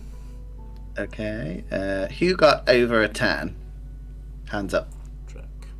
Oh, no, I've not rolled it. Hold on. Okay, that's okay. I will go to Drak's. I'm having an issue with my mouse. No worries. Drak. So Drak. So were you thinking about your mother and father? Yeah. Okay. As you are. Oh, very good. Right. I'll come to Latha next. Drak, as you are watching and not really believing anything, as you're walking a little bit away, you see two blue orbs, kind of like will-o'-the-wisps, just literally appear before you, and you feel quite loved for a moment before they vanish as the rays of dawn just appear. But possibly that could mean something. I mean, a little bit strange. You feel very calm and loved just for that moment, but then in an instant they disappear. Oh. And most importantly, basically, you now have, so I would write this on your sheet, you can basically use the Speak with Dead spell at any time without using it. You don't have to cast the spell. It is like an ability that you can use only once. So you can summon these little wispy things to answer a question. So it's exactly like the Speak with Dead question, but you will be contacting the people that you were thinking about to answer a question. Thank you, babe. Okay. I'll go. Okay. So how many questions? Sorry. It's the same as the spell. So I use whatever the spell says. So it's Speak with Dead. 5, I think. But again, that's Baldur's Gate 3. That might not be D&D. Yeah, whatever it says on the Speak with Dead spell, I'll send you guys the info. It's kind of like a special thing. It's that. So however many questions. But yeah, I'll let you guys have a think. You don't need to use it now. It's at any point you want advice, but make sure it's probably something that they would know about. So you can't just ask them Right. anything. So word can save this to use at any time. Once at any time, yes. We can save it. Okay. Yeah, so I'll move on to Latha. Latha, did you say got a 14 or a 16? 14. 14. 14. Latha, again, you are probably feeling a little bit unusual because of everything that's happened. And again, you take just a few minutes and wander down an alley that seems to have some nice flowers and ivies. And as you look at the ivy, you take a second look because it looks exactly like your sister as you look at the way the ivy's grown. And again, you feel quite loved and calm. And you just hear your sister's voice to say, if you need me, just call. And again, you get the Speak with Dead spell. So you can speak to your sister once to answer these little questions. Nice. So for the other two, you guys got less than 10, didn't you? Who Yeah. got the lowest? Who got the lowest out of you two? We both got 9s. Both got 9, yeah. Okay, I'll do Yertie first.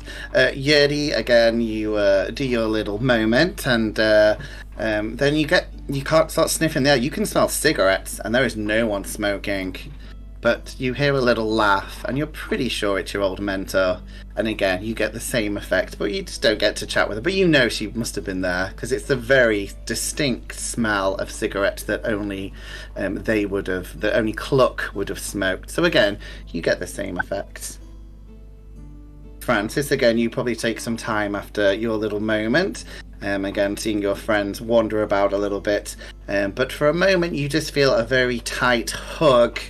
And again, you feel quite loved and everything. And you hear your ex-partner's voice just say, you are loved. And again, you get this ability to speak with the dead at any point, just once. And they will whisper the answers to you. So that's a little fun little thing for you guys. Obviously, everyone seems a bit sad now. Yes, sorry. It is 5 questions. I'm casting it now. Okay, what do you want to ask? One question. I mean, you can cast it anytime you want, yeah. I'm going to ask her, is her baby with you? Yes. Then they are safe. What's their name? Lily. Oh, are they happy? They're always happy and they're always with you. Are you proud of me?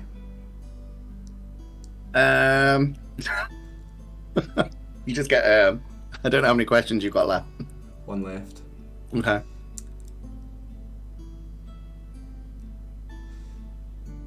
Do you think I'll see you again? Definitely. Francis falls to his knees and cries. Oh, so yeah, you guys don't have to use them immediately now, but if you really have any burning questions, yes.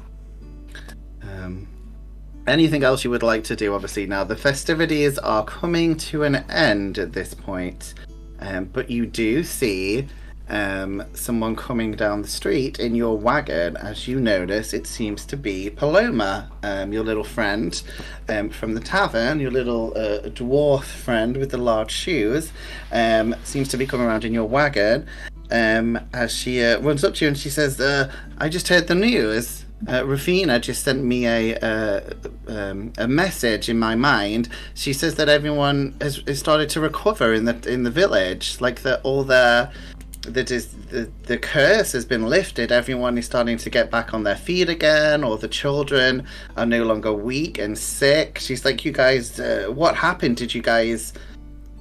How did you rid the curse? The Serapio was cursed with lycanthropy, and we subdued him, caught him, and healers come in and cured his lycanthropy. The spirit, the lycanthrope spirit, escaped his body and left us.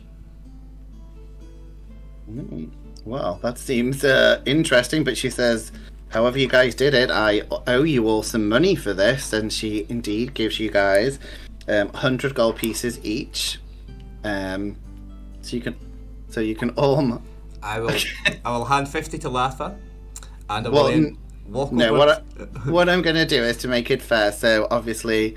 Drak will get 100, Francis will get 100, Yertie will get 100, Latha will get 50 because she was there for some of the time, and Cirrus is going to get 50. So you still get some money, so you get 50 gold pieces. I immediately give 50 to Latha, and then I walk over to Drak, and I say, Drak, and I hand him 50 gold coins, pay your taxes.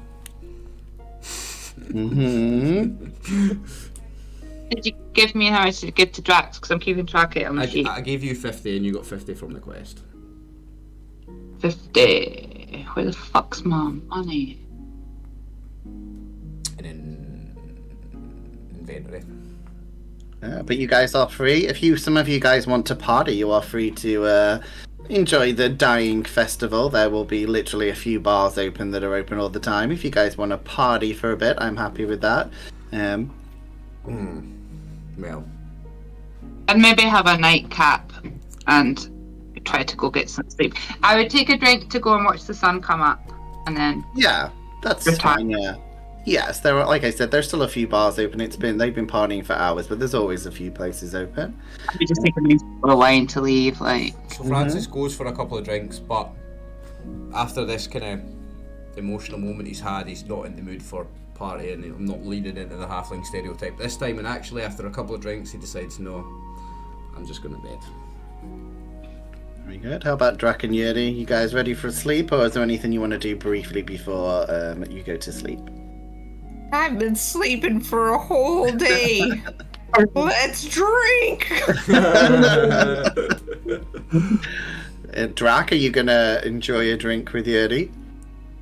Drak is going to venture out and see if he can't find a hideaway for him to pay his debts.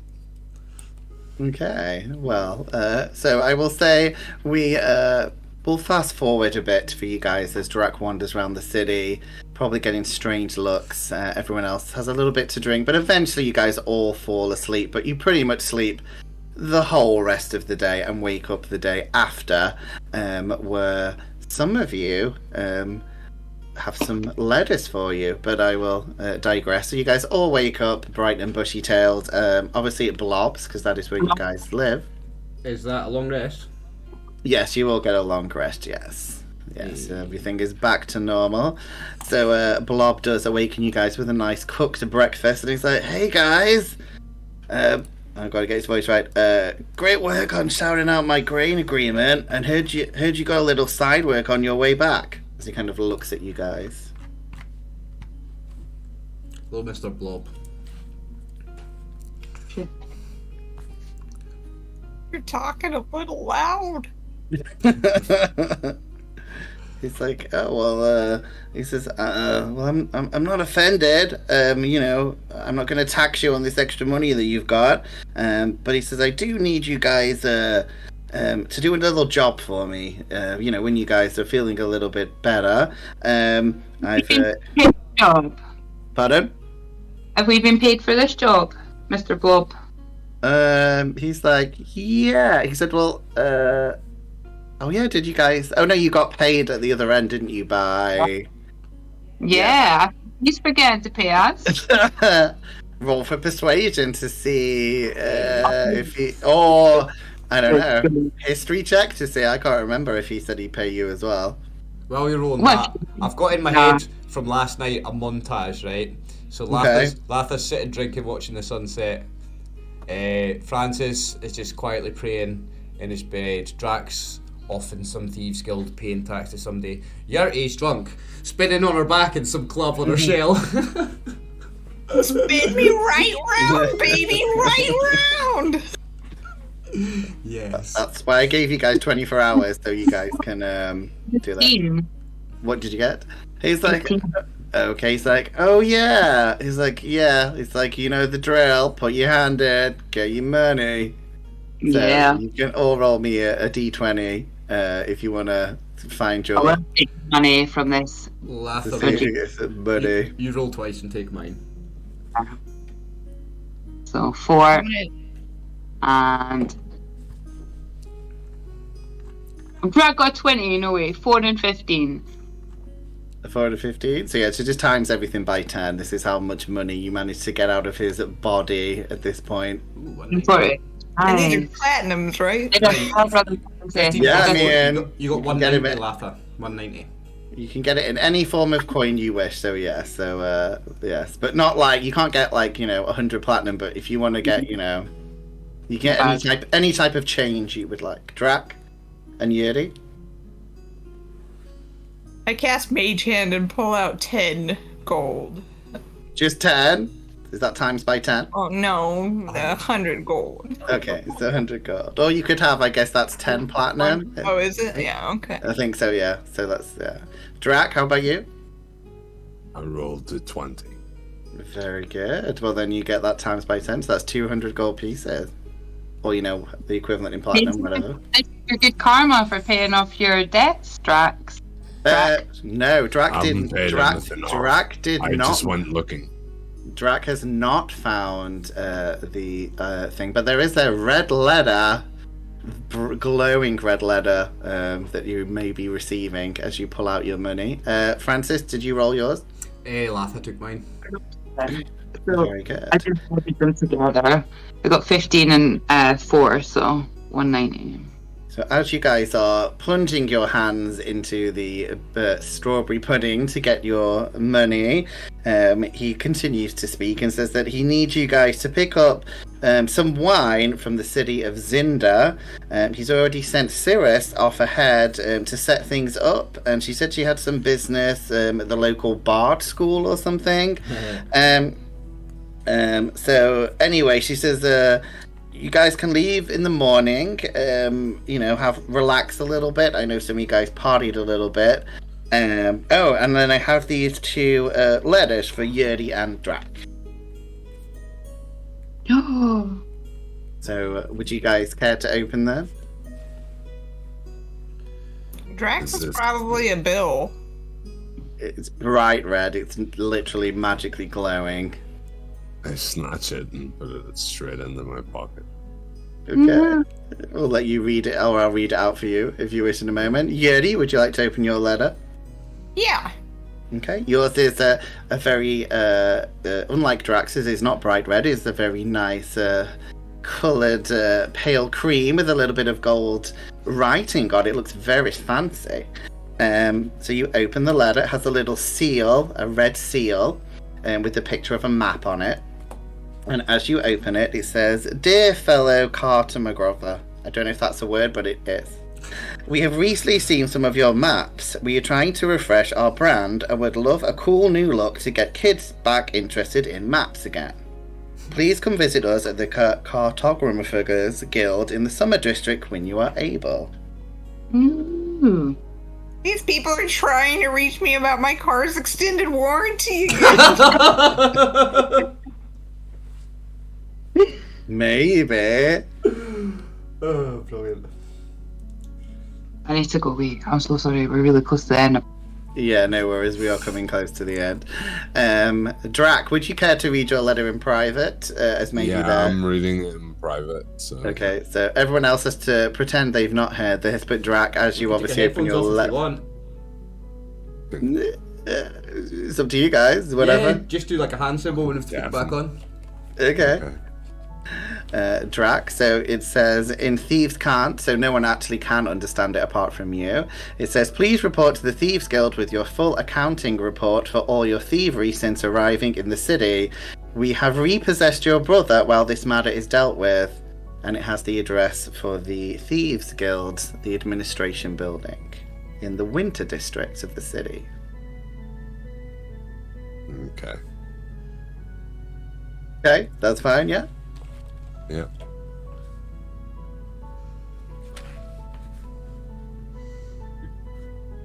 So what would you guys... Very good. So what would you guys like to do? Well, I'm going to suggest, depending what someone reveals or not, that you possibly want to split into two teams. Maybe someone wants to check out something with Yertie, and someone, or maybe Drak does not want someone to possibly help him with something that is up to him, how he thinks his character would do it. So I'll leave up to you guys and the characters how you want to do this little bit of role-playing scenery. Francis kind of wants to go with Drak just to make sure he pays his debt. Drak just kind of wants to watch him do it. You've never seen any of these letters? No, you don't know. You don't know. I'm aware you're a thief and I've never seen you pay your taxes. But it's like a thieves thing. Like, yeah, you probably wouldn't have actually. Know. Yeah, I probably don't know about it. Yeah, maybe. I mean, if you want to roll me a history check to see if you've heard that thieves pay taxes, I'll allow it. But otherwise, you're probably not going to know. It's a reasonably 13? No, I think yeah. Okay, yeah. So rescind that then. I know nothing about Drak's letter. Okay. I've always been very impressed with Yertie's maps. I'm quite excited for her. Maybe I'll go with Yertie if she'll have me to the Cartographers Guild. Very good. Yertie, are you fully prepared for your little meeting? I am. Very good. So, Drak, are you staying here? I'm following behind slowly to fade into the crowd. Very good, that's fine. So you guys, the rest of you guys, make your way to the hot, sunny summer district of the city, where you find a small wooden cottage with a small hanging sign with a map on it. Hey. And as I presume you're going to knock on the door opens and a small green turtle with large, thick, round glasses and a very symmetrical bowl haircut opens the door and nearly again, because there's consent, without actually grabbing you, but mentally and miming the grabbing, just says, "It's you! I'm so excited! My name's Birdie. Please come in." This is so cool.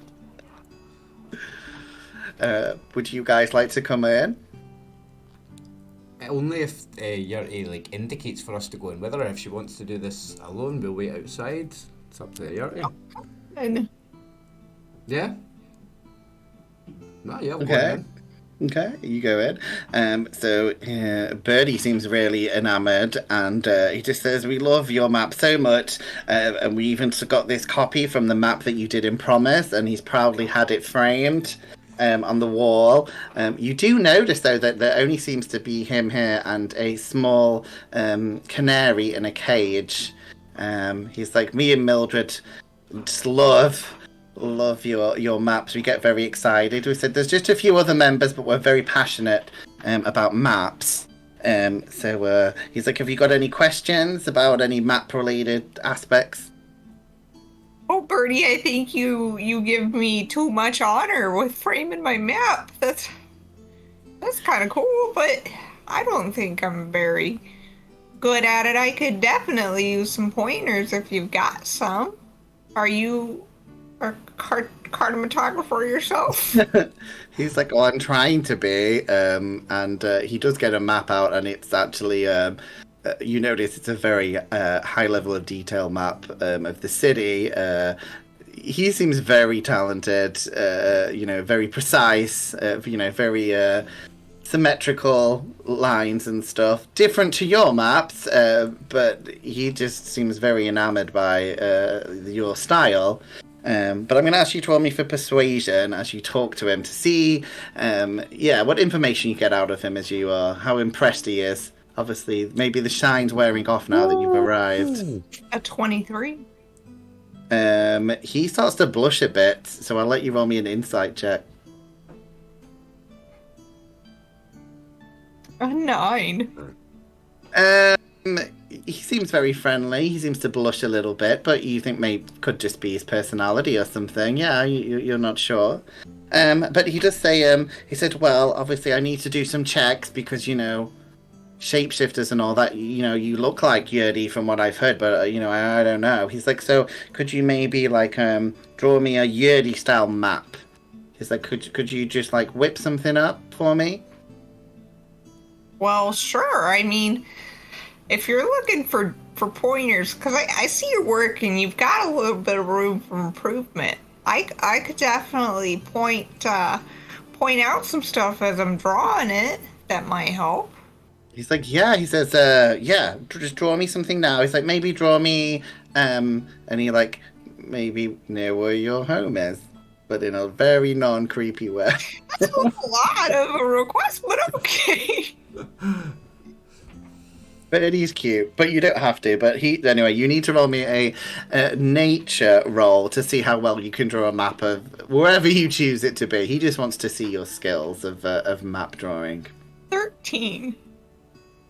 Better than average, but we need to put a bit of Yertie flavour on it. So to see if you can make it better, I need you to do me a performance check. This is how you put your artistic flair on it to make it more Yertie.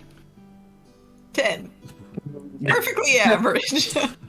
You make a very average map, but Birdie seems pretty impressed. It's still different to his maps.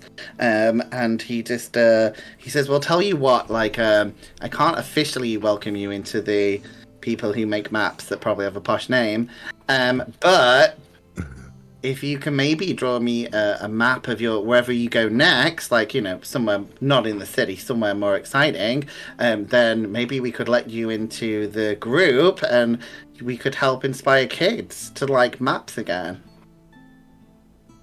Sure. Very good. Is there anything else you would like to say to Birdie before you leave? Looking around, does it actually look like an establishment that makes maps for kids? Roll for perception as you briefly look around the small cottage. Ugh. Yep, looks like a kid's map shop. Everything's above board here. I don't know what you rolled because It was a 6. there's maps on the walls, and I was going to say pictures of kids on the walls. No, there's not pictures of kids on the walls. There is, some kids. It's not bad enough a name as it is, mate. Stop now. Just stop now. Yeah, that's it. It looks like there's a sign that has a picture of a map on, so you think it's legit. No one would spend that much effort on a sign if you weren't actually going to make maps, in your opinion. Sounds awesome. I can't wait to learn a secret handshake. So, very good. We will move on to Drak. I think we need to hear. No, the characters probably won't know what's going on, but I'm going to let them hear, otherwise they'd just be bored for 5 minutes.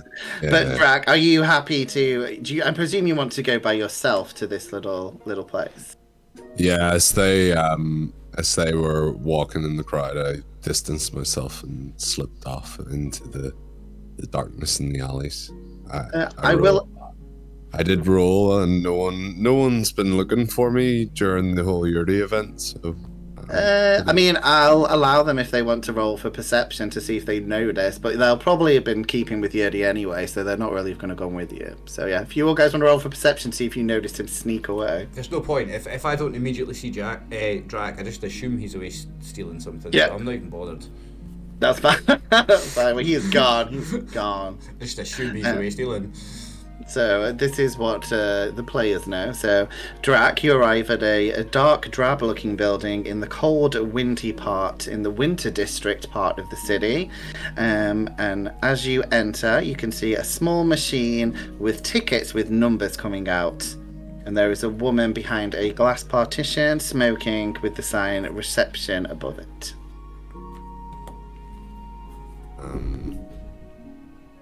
Drak reaches out and asks the woman in Thieves' cant, saying, "Welcome, is this the way?"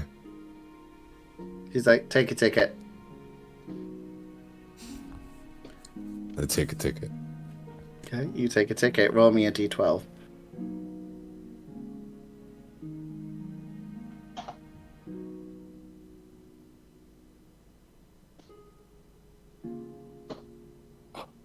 Who?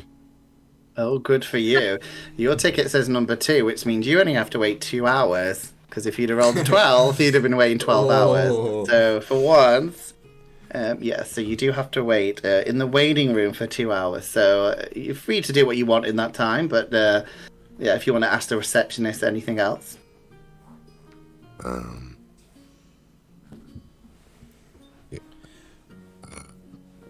No.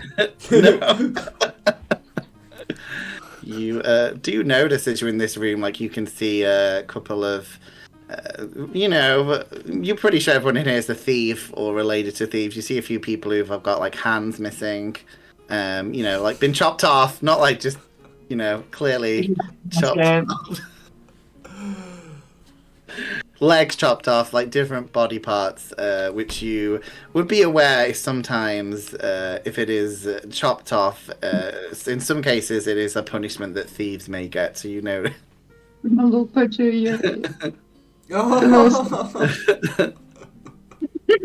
good. But yes, Drak, after 2 hours you are called in. How is Drak feeling about being in the, I don't know, is this your first Thieves Guild you've ever been in? No, Drak has spent a long time wallowing in the walls. As a beggar, this is where he was first introduced to gold. This place seems very unthieves, like it's kind of like a job center is the best way to put it. It's very frightening, as job centers are, but yes, he's not, it's not as cool as you expect a Thieves Guild to be. I mean, you could easily get there was no secret handshake, but they do call your name, so they say number 2. Okay, I guess it's time. Very Approach good. the desk and take my seat. Very good. I pull out my book of lies. Okay. You are buzzed in as the receptionist pushes you through to a dark corridor. As you can see, a door is open as they read out your name to come in. I wander further forward into the dark. Very good. You see a small room just with 2 chairs and a small table and 1 candle. And you can see a small hook-nosed gnome in a black leather suit. And he introduced himself. He says, "My name is Smythe Crumble. I am here to assess your case." And he also says, "Have you been looking for any work recently that is non-thieves related?" No. I am but a humble beggar, but an urchin on the street. He's like, I've heard you may be doing quite a lot of part-time work for adventuring or shop. He says, let's go through all the forms anyway. So, Drak, I need you to roll me a history check, and this is to see how well you put your account portfolio together for Mr. Smythe to check for you. 6. He's like, what the fuck's this? It's like what's like for a sandwich? Like, what is this? Like, it's like. I find it hard sometimes to hold on to bits of paper, due to the whole breathing fire thing. He's like, oh, he said, you know what? That is fine. We have a lot of fire breathers. And obviously, I mean, maybe find it hard to keep track of your money. He says, obviously, we're going to have to stop you receiving a lot of money soon. If this continues.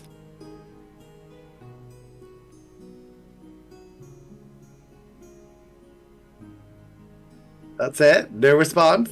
Oh, if he continues, what? Sorry. If you continue to try and thieve, you will probably not be receiving any money. We have thieves all over the place, as you've been aware. Well, I can pay my debts. I have worked it out. It would be at 200 gold in tax. Okay, roll me an insight check.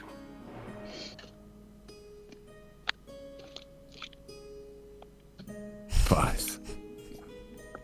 Seems legit to you, like math seems to all add up as he shows you some spreadsheets and fancy graphs with, ratio of hand picking to money earned type of things. Roll me a d20.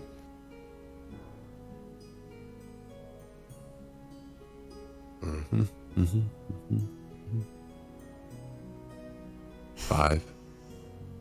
Okay. He says, "Oh well, I'm happy to take the 200 from you. I thought it was a little bit less, but I'm happy to take the 200 from you now." Got you.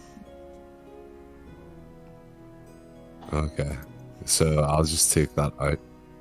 Okay. So you pay the Thieves Guild money, and he kind of scribbles on some paper and does some stamps on the thing with a red-looking stamp, and he says, "Yeah, that seems all up to date."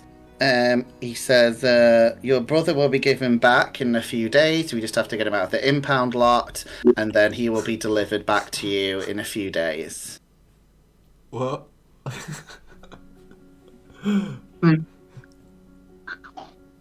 I pull out the corn doll of Divvy Div the second and look at it. Go. This is now worth 200 gold. Walk out angrily by squeezing it tightly in my hand. Very good. As you walk out, you see there's a bit of paper stuck to your foot, and as you look at it, they seem to have been trying to sell Davey Dave, but no one would buy him. Like domestic slave, sex slave, I don't know, other slaves. No one seemed to be able to buy him. So you probably, but your brother will be returned at some point in the next few days. But is there anything else you would like to do at the administration part of the Thieves Guild? Admin's not really my thing. Is there any contracts on the wall? No, you, again, the 2 hours that you spent there, you're pretty sure this is literally like the lowest level part of the Thieves Guild. This is like the administration bit. Even some common people might occasionally be told to come here to like pay, out due fees to them, like hush money, etc. Yes, you don't really see much. The only person you see is the receptionist and Mr. Smythe, unfortunately. Is there somewhere I can buy lockpicks? There is. So I will say you come back to the rest of the group. Now, we're not going to do this on camera because it takes a very long time and it's not fun to watch. So I'm going to say, if you guys want to do any shopping off camera, you can let me know some things that you would like to buy, and I will send you like the common list of things you can get. So yeah, you can buy things like lockpicks or ropes or provisions and, some potions of healing, because I know you guys have got a little bit of money. Some of them more than others now. But yeah, I will allow you guys to do that in between this adventure. But you guys can have the day to buy some basic items and stuff. But that's pretty much it. So the morning rolls on. Unless anyone wants to ask Drak anything, I guess. You would have appeared back after Yertie had spent some time. Did you pay your tax? You don't know about my tax. Oh yeah, shit. It's because I've asked that many times now. It's in my head that I do know. Sorry. It's okay. Yertie, did you win the competition? Did you? I missed it. There was a guy with flames, and he had a big chain worth of gold, and. You know me, I got distracted and couldn't find you guys in the crowd, hard to see small people. Yeah, I get it. I kind of hoped that you would be there, but, just met a kind of cool, but kind of also nerdy turtle. His name was Birdie. He's kind of got some crazy bowl cut, though. I thought those went out of style a while ago. But anyway, he seemed to be a fan of my work. And he just asked me to make a map for our next adventure. And so that's what I'm going to do. But I did want to tell you that I saw that you gave Francis that healing potion. And I thought that was really nice of you. That didn't happen, Yertie. That was just an act of me trying to save my own skin. That man packs a punch, and I'm not really good at taking punches. So, you still... Okay, and I'll pat you on your knee. Very good. So you guys have another peaceful night. Obviously, possibly in the late afternoon, you do a bit of shopping, which again you can tell me about by the next game. But as you guys rest in the morning, Blob has arranged for the old cart that you guys had that Paloma delivered, because she came riding on your cart, with 2 new horses to take you guys to Zinda in the far east, which is actually on the border of the next kingdom of the Summer Queen. Now, it's going to take you guys about 2 days to get there. Now, if you guys roll your heads back quite a few games, I made you guys roll for some adventures that might happen to you guys when you're on the road. Now, some of you guys didn't get a chance to do that, so I'm going to let the 2 players who are here and didn't get a chance to roleplay as they wish, the 2 moments. So, Latha or Francis, which of you would like to go first? Ladies first. I'm going to tell you. So, Latha, as you guys are riding, it's another boring day on the cart, and you decide that some of the stuff that Yertie's been saying about this new possible the turtle on the scene who had a bad haircut, you quite like messing around with people's hair. So you start kind of putting some little magical flowers in people's hair, some feathers, maybe doing a few updos. So I'm going to allow you to tell me how you redo everyone's hair for this day. You can tell us and anything you would like to chat to any of the players about, but it is your choice to lead this part, what you think Latha would do for this. Well, what is everybody's hair like? Francis is a mess. He's got a messy beard and messy hair. There's like mouse fucking nests in it and bird nests in Francis' hair. It's an absolute pigsty. Martha, so he probably would know what was coming, but I would start picking out some of my little dried flowers out my pocket and sprinkling them in his beard, fluffing up his hair a little bit, twisting some little bits back and making little vines. In fact, just on the afternoon that we spent shopping, Martin, can I say that Francis had a shave? He's feeling inspired after talking to his beloved. Okay. So he has a shave and brushes his hair. That is fine. Yeah, that's fine. Yeah. I'm still in your hair. You can still put it in his hair. Oh yeah, yeah, that's fine. But at least I've got nice hair for when you're doing it. Yes. I thought really cute in your beard, to be honest, but Halflings shouldn't really have beards. That should have been shaved off a while ago. Like, what's Yertie's hair like?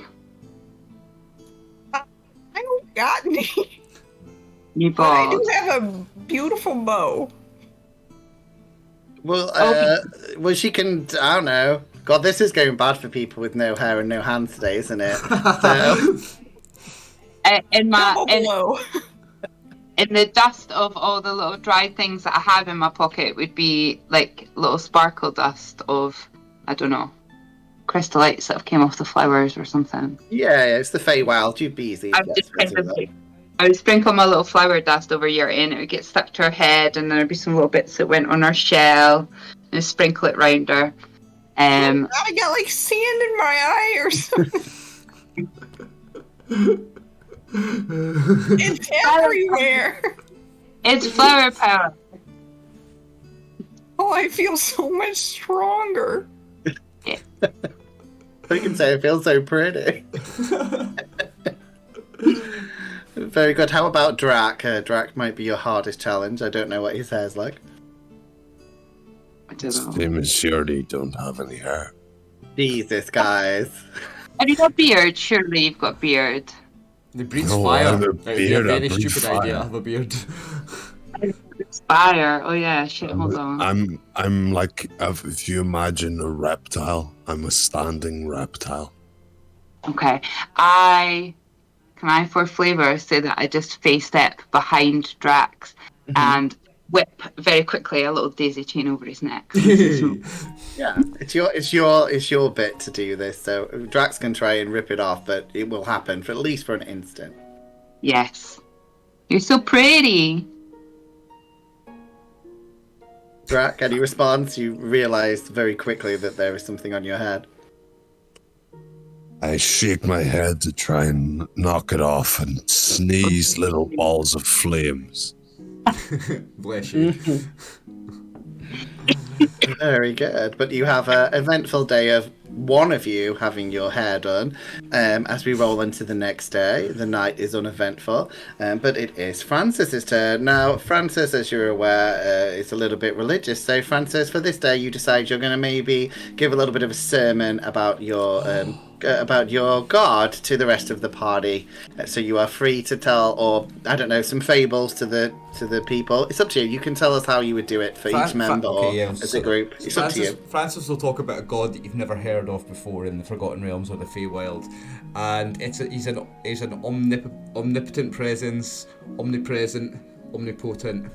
Is known for his forgiveness and love, and he's basically talking about the Christian god from the real world human society, because that's what this character's based on, an aesthetic monk. So he talks about the benefits of sacrificing for God, and of like living a Spartan lifestyle, of stripping yourself of worldly pleasures, and he just gives a sermon about what it's like to be a monk and what motivates him and why he follows God.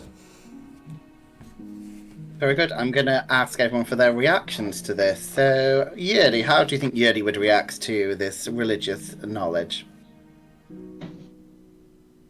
Well, I think that's pretty cool. I mean, I think if he gives you strength and makes you better, that's what Cluck did for me, and I feel really strongly about Cluck. So, I mean, I'm here to support you.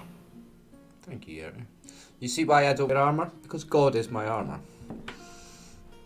I don't wear armor either, but I got a shell, so I think it's different. God gave you a shell, Yertie. Yeah, that's what I Francis thought would my say. mom and my dad made me this. Francis would say something about how we are all God's children.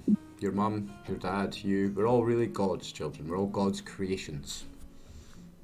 So that makes my mom and my dad my brother and my sister? We're all brothers and sisters of God, yeah. Oh. You see why I call you sister? Why I call everyone brother and sister? Because we are all brothers and sisters. We all come from the same.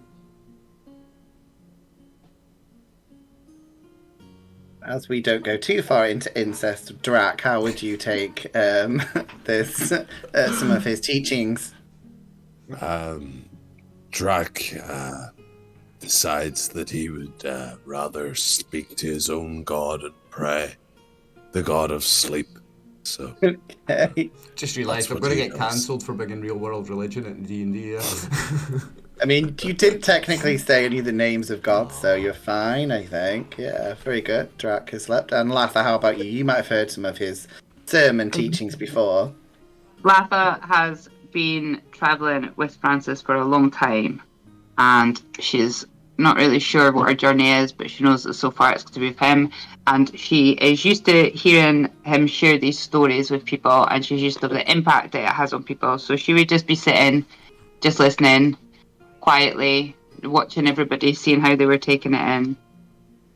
Very good. So, yes, you do proceed on, and as Francis has a little rest, it is starting to get to sunset, but you do notice that the forest area that you've been seems to be getting a bit more tropical, and you can see that heat seems to be rising from the jungle floor and clings to the broad leaves in the canopy above, and ahead an elephant sways drowsily. Its rider groans and stretches and then rejoins this undulating marching chant. And you can see that as you guys have got closer, there seems to be like a queue forming of one by one. And as the forest jungle thins, you can see the gleaming gates of the trade city of Zinda that appear about a mile ahead, as all the caravans and carts and people seem to be queuing in this very long queue. But as you guys get to your turn, you have a guard who kind of looks at you and says, what are you transporting? What are you here for? Quick question out of character. This is where Tungsten the Bard was from, isn't it, Dundar? It is, yes. Cool. If nobody else speaks, I will in and I will say we are here on Business for the business. people. Yes, we are here on business. We are picking up some goods to take back home. Okay. He says, well, I guess if you're picking up, that's fine. He says, but it will be 1 silver piece per entrance. So 2 gold pieces altogether for you guys to enter the city to pay your trade tax. Looks at Latha. Make sure one of us writes this down, please, so Pink Blob reimburses us. Very good. If you guys do write that down, you may get reimbursed, yes. Possibly one of you who may be in a guild might be able to claim back, resources, taxes. You're working. We will say. Drak was just traveling. He's not trading. He didn't even want to tell this man, that he was here for work. Though, Drak, we need to get in. I mean, yeah, he's looking inside the cart and stuff, but yeah, he says if you're just coming to pick stuff up, it's fine. It's bringing stuff into the city. But yeah, it's just 1 silver piece each, so 2 gold pieces for the whole party. But he lets you guys in, just quickly checks the wagon, but... Sorry, guys, just pedantic, but I'll take it off I'll pay for it. Yeah, that's fine. Yeah, so it's just 2 gold pieces. Very good. So beyond the city gates, you can see this golden road continues amid silk-draped booths and squat buildings with conical roofs. You can hear the chatter of merchant and cheerful youths ringing out along the road. You can see folk selling colourful flowers, beaded charms, and other wares from woven baskets atop their heads, while street performers spin in tight circles, waving long silk streamers. It seems quite a busy trade town. And as you guys are walking, I want you to roll me a perception check. Oh, sorry, no, I don't. I want you to tell me who has the highest perception, sorry. Passive. Yeah, I presume me. it's Drak. I presume it's Drak being a rogue.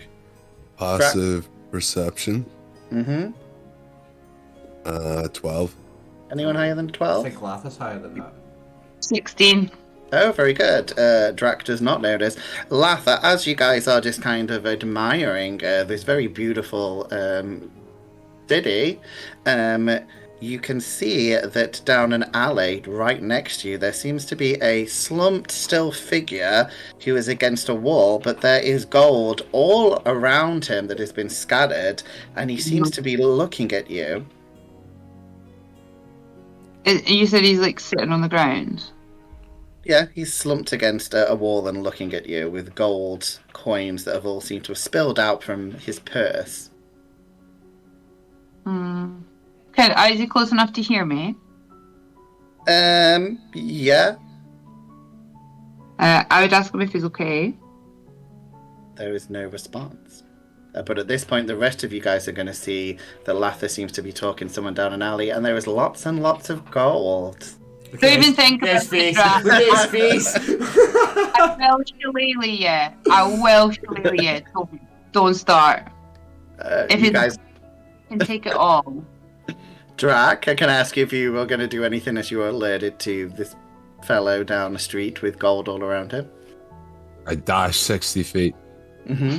and immediately start pocketing the gold. As my reaction, as he runs past me, I will use an unarmed attack to trip him. So that'll be a dex, let's say a dex v dex, really. So that'll be Alright. do acrobatics, maybe? Acrobatics sounds good to me. Yeah. Okay, I'll Oh. do acrobatics. I'll go doing acrobatics, okay. 18 for me. 14. 14. What did you get, Drak? 14. 14. So yes, for Francis, you do manage to trip him, but he just lands in the ground, and the ground shakes a bit as the coins jolt. But yes, are you guys all going over to Drak? I yell out to Drak. No, wait. Is this guy saying anything yet? No, he's not said anything at all. Yertie, what are you doing? I'm gonna send a message to this fella. Okay, you send the message, and for some reason, it doesn't seem to do anything. I don't like this. This guy's not responding to my message. Just because we've got a whole minute left, but I'm going to finish us off for that minute. So as you guys are just gone down this alley to see Drak on the floor, Yertie looking a bit confused, Latha suspecting something is going on, and Francis has just tripped Drak up. You all manage to see the guy's face as he falls over, and he appears to be dead. And as you guys are looking at him, you see that there are some shouting behind you as several guards in gold filigreed armor run behind you, and they say, "Stop, murderers!" And that is where we're going to end today's game.